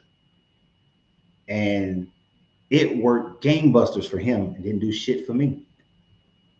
It wasn't a bad marketing program. We just two different sides of town and it just worked differently. And so I changed mine up. And then it worked. And I did a different program and it worked for me. But I used to feel like, oh, I left this faith. But I had to just realize that no, sometimes things just don't work out. You know, um, and sometimes things are just beyond your control. Think about the owners of TikTok right now. If TikTok gets shut down in America, it's not going to kill the company, but it's going to be a major setback for the companies. It's going to hurt because it's going to hurt their advertisements. So it's going to hurt, but it happens that way sometimes. Politics changes how business can go. Seasons, weather, whatever insurance companies are going to have to deal with the whole thing in California, it's going to be a big hit to them. And if your business burned down, and here's the thing that most people don't really understand. Most businesses are not insured. Most people do not insure their business. If they're small mom and pop businesses, they don't insure their businesses. And then when stuff like this happens, unless the government is giving out some type of program, but if a localized little fire happens just in their building and their business is not insured, they're screwed, you know?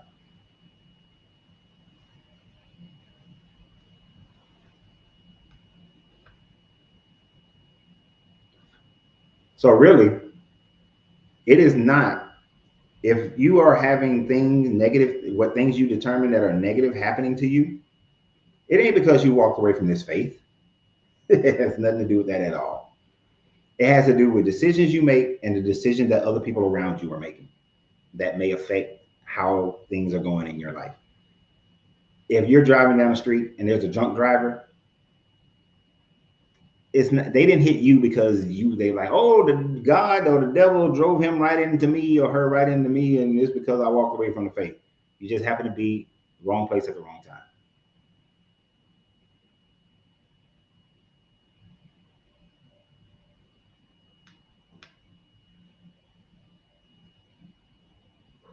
Hmm. When I lost my first wife, I felt her death was God shaming me for my loss of faith.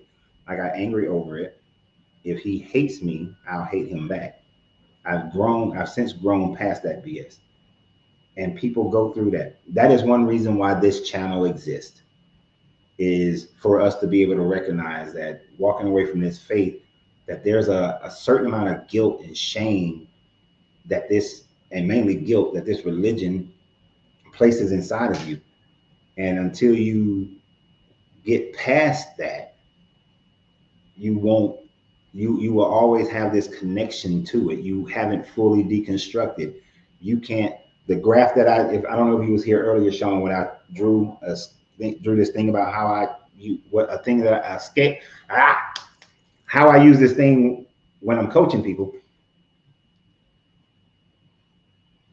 Sometimes until you master that whole thing, the whole of yourself and the whole of your mind and your actions and your activities, you can be drawn back into thinking that it is because you left this religion, that guilt that is still being held over you. But once you work your way through the process, you realize that no, this religion is truly bananas and bullshit and has absolutely nothing to do with your state of life and the life of other people. Everything is decisions. Everything is decisions. You make decisions, other people make decisions. How they all coincide with each other determines your matter plane reality. So you just have to continue to make decisions as best you can based on what you believe or know in some instances that's going to be for your best interest and going to work out the best. It always won't work out for the best, but um, as you learn how the law of cause and effect works and how the law of vibration and rhythm works, you then will start to see more gain in your life than loss. Now, someone passing away, you can't, there ain't shit, there ain't nothing you can do about that. It happens. How you respond to it, that's what you have control over.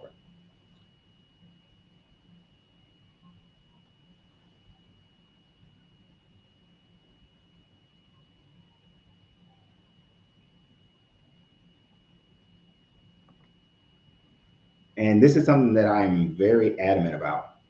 If I think that she wrote what I think she wrote, whoever the God of the Bible, uh, whoever that God of the Bible does have a disdain, hatred towards women, especially black and brown women, and unaliving of women and culture around the world is beyond disturbing. It does. And many other religions have followed in suit where they are very demeaning towards women. That's why I have the two groups that I cannot understand, actually three groups that I cannot understand who will follow this book. One is women, two is people of color, and three is the LGBTQI program people. Um, they should not follow this book. This book does not like you.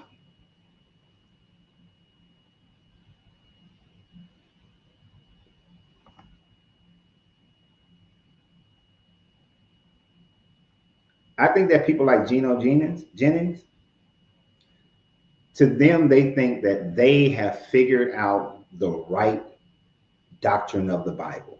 They believe it. They're not, they think that it's right and they think that they have the right doctrine. And the problem is that other people don't have the right doctrine and they wholeheartedly believe that bull. Now, I think people like the dude with the magic coat, I don't think he believes it. Um, the one that got all the airplanes, the white guy that got the airplane, older white guy, I don't think he believes it. The Duplantis dude, I don't think he believes it.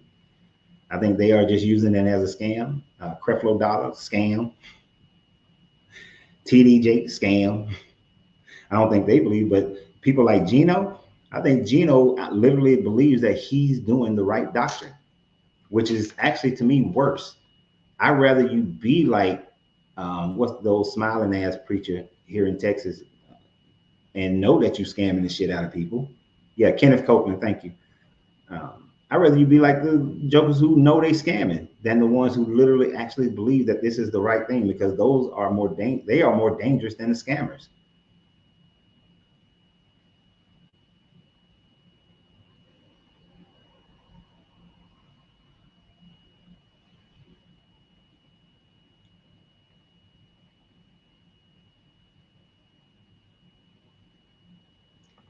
And how this is the weird thing about the LGBTQ community. They change up the doctrine to make it fit so that they can think that this God loves them. The same way people of people of whose ancestry goes comes from Europe, Africa, Asia, the Americas. This God don't love you.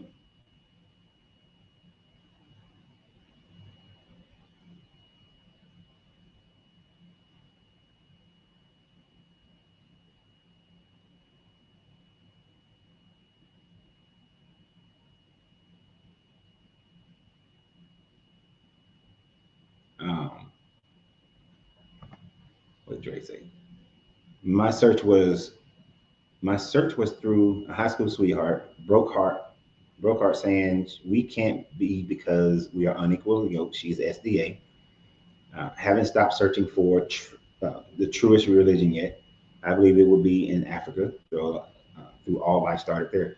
Even that wouldn't be the truest religion. Even if you started believing in um, Odinali, which would have you believing in Chechua, or if you started believing in Shango and Odamare and Ogun, Oshun, it's still not true religion. You can't, there is no true religion. The only thing that is true is universal principles, math. That's it. Until you can prove something, you can't. Shango don't exist. Shango exists as much as Thor exists, as much as Jesus exists.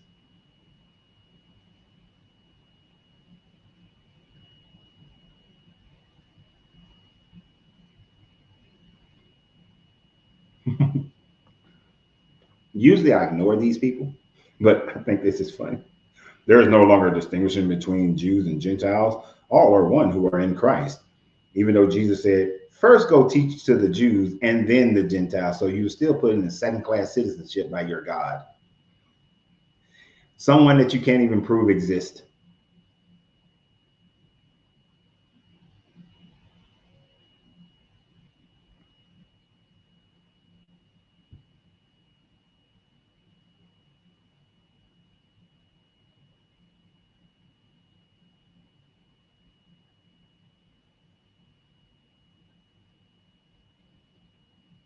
Anyway,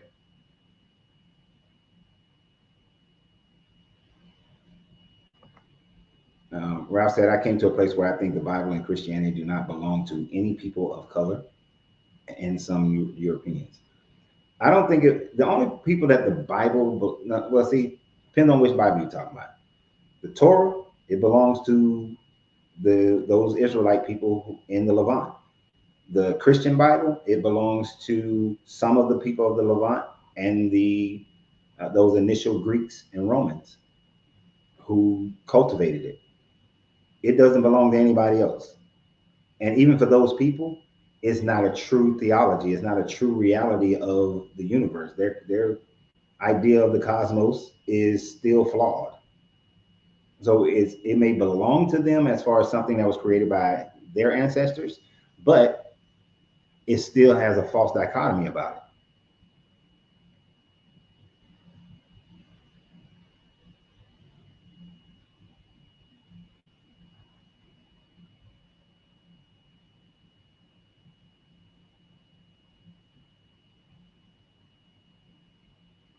What the hell are you talking about? Am I going to prove what?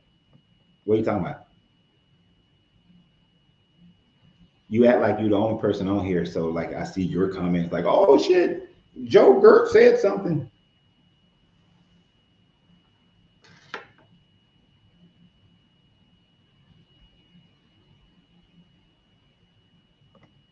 Prove your spirit exists. Or and Joe, if you weren't talking to me, my apologies, but because that could be for somebody else. Prove your spirit exists. Prove your God exists. I don't make the claim that your Jesus exists. I don't make the claim that your God exists, your Abraham, your Isaac, your Noah's exist. So it is not for me to prove it. Now I can prove the motherfuckers didn't exist though.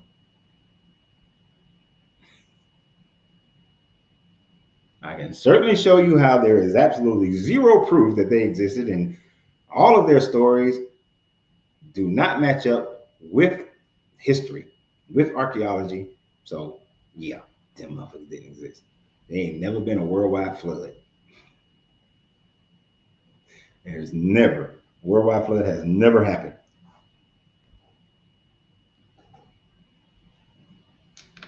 Yeah. Oh, so Joe, you was talking to this guy, I think. Jesus is the true bright and Lucifer. Because you know, in Greek, morning star is Lucifer, right? You know that? Did you know that? It is also the planet Venus. You can see it every morning. It's the planet Venus. The morning star is the planet Venus. Yeah, so yeah.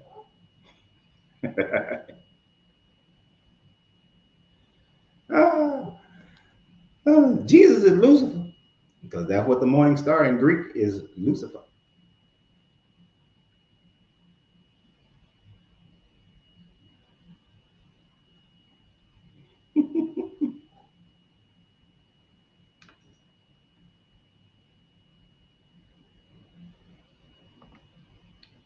You know what, Drake? I don't mind. You good because oftentimes the haters give me ideas for videos of things that I may not be thinking of at the time that I would determine this might be beneficial to those for those of us who are deconstructing.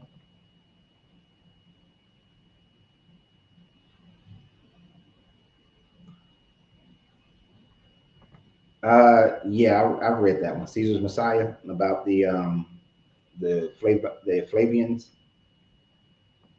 the Piso family, creating the character Jesus. It's a good read.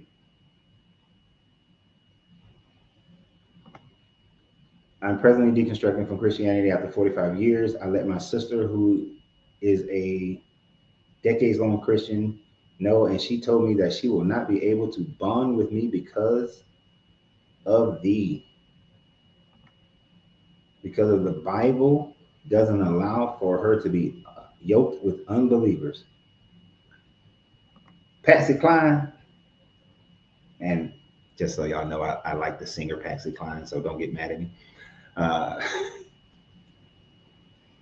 that is hard. I don't want to be flippant about it and say that that is her loss, but it is her loss.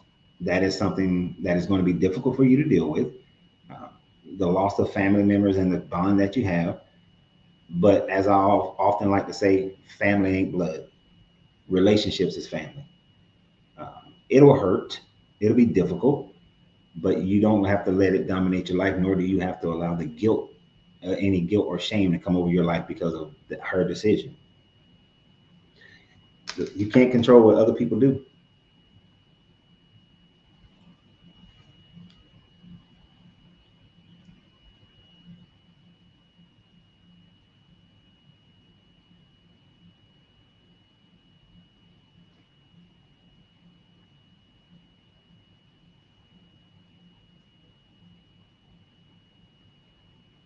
Ooh, y'all talking too fast.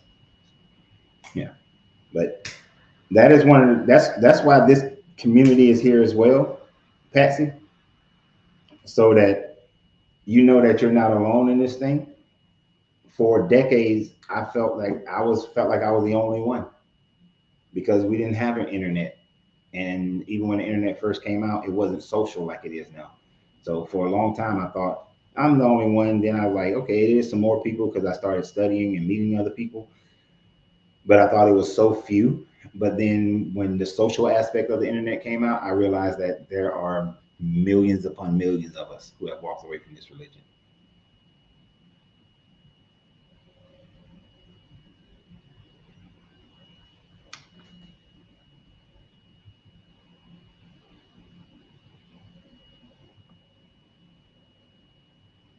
And yes, what Stephanie says about religion just creates division.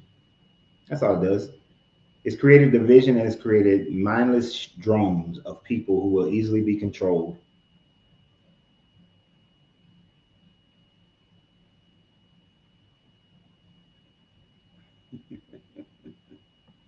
I know that's funny. 13 dudes walking around with one woman. But you know, according to one of the gospels written in found in Nag Hammadi, Jesus was kissing all over Mary Magdalene, getting that sugar.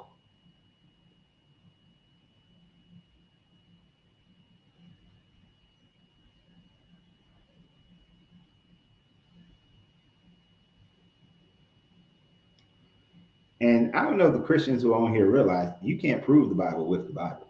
That's like me trying to um, prove Achilles by using Homer's Iliad. That doesn't prove Achilles because Homer wrote it. Even though we found the city of Troy, still doesn't prove Achilles. That's like saying that, oh, we Egypt exists, so Ra exists and Heru exists and Sekhmet exists. That doesn't prove that they exist. Shit. Spider-Man met President Obama. Obama exists, so does that mean Spider-Man exists? I think not.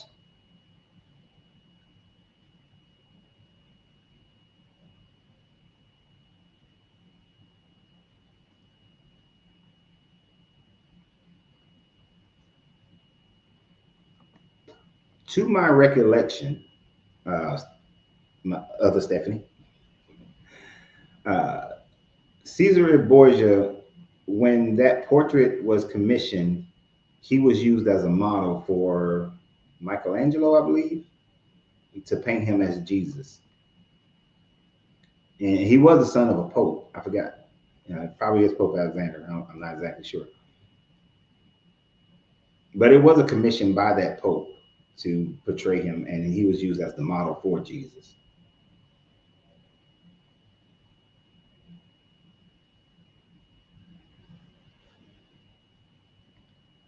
If I want, damn, I lost it. Or somebody was saying that they will improve Spider-Man by bringing out a certain edition. In that closet over there, I got about 3,000 books of comic books. I can prove the X-Men, Superman, uh, damn near all the Marvel characters.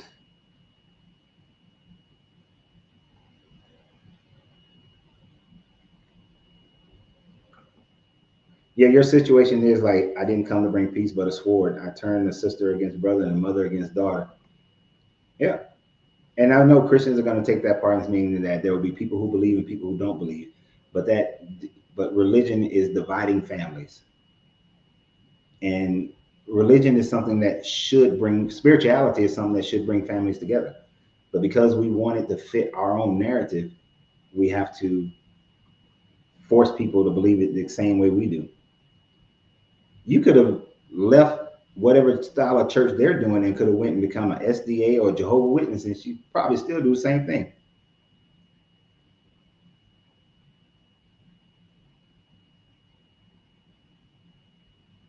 Now you're jumping on my toes here because I was planning on doing a video about this tomorrow, about the fact that nobody wrote about all these zombies that was walking around Jerusalem, supposedly after Jesus rose up.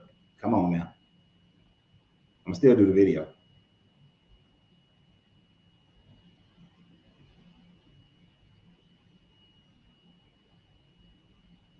But yes, this Bible was made to control people.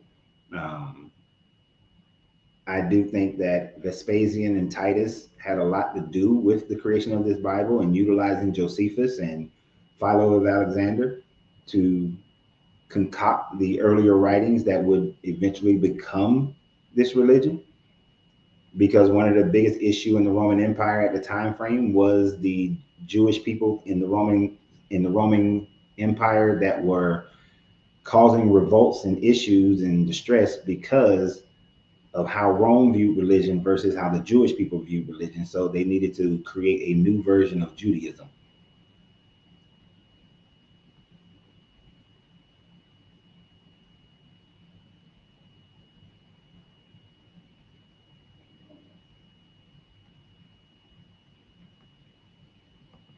Christ, wow. What Jesus is commanding is destroying the household is a positive way or negative. Because feeding the poor, helping the needy, etc. See, one of the things about the Jesus character, there are certain things you can point at and say, "Oh, look, he's saying that you should take care of the orphans, the widows, and the poor."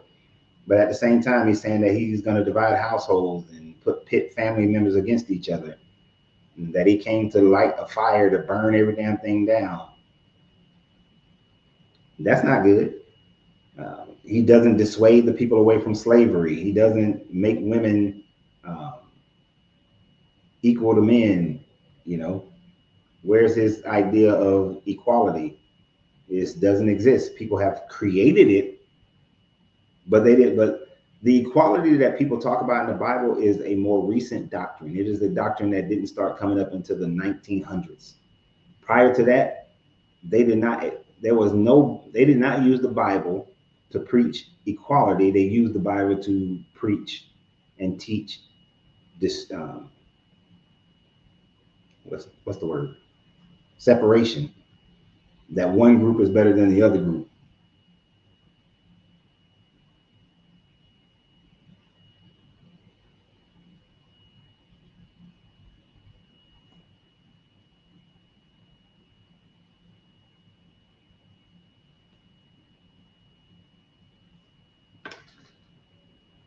But it is about time to get off here, people. It's been 2 hours.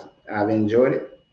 We will pick up tomorrow. Tomorrow, I have no idea what the subject matter may be. It will be something. I will pick a subject matter that is from the Bible, and we will break down some aspect of the Bible, which helps us to deconstruct from this book. Some of the bullshit chapters. Most likely, is going to be somewhere. I might want to finish what's wrong with the Bible.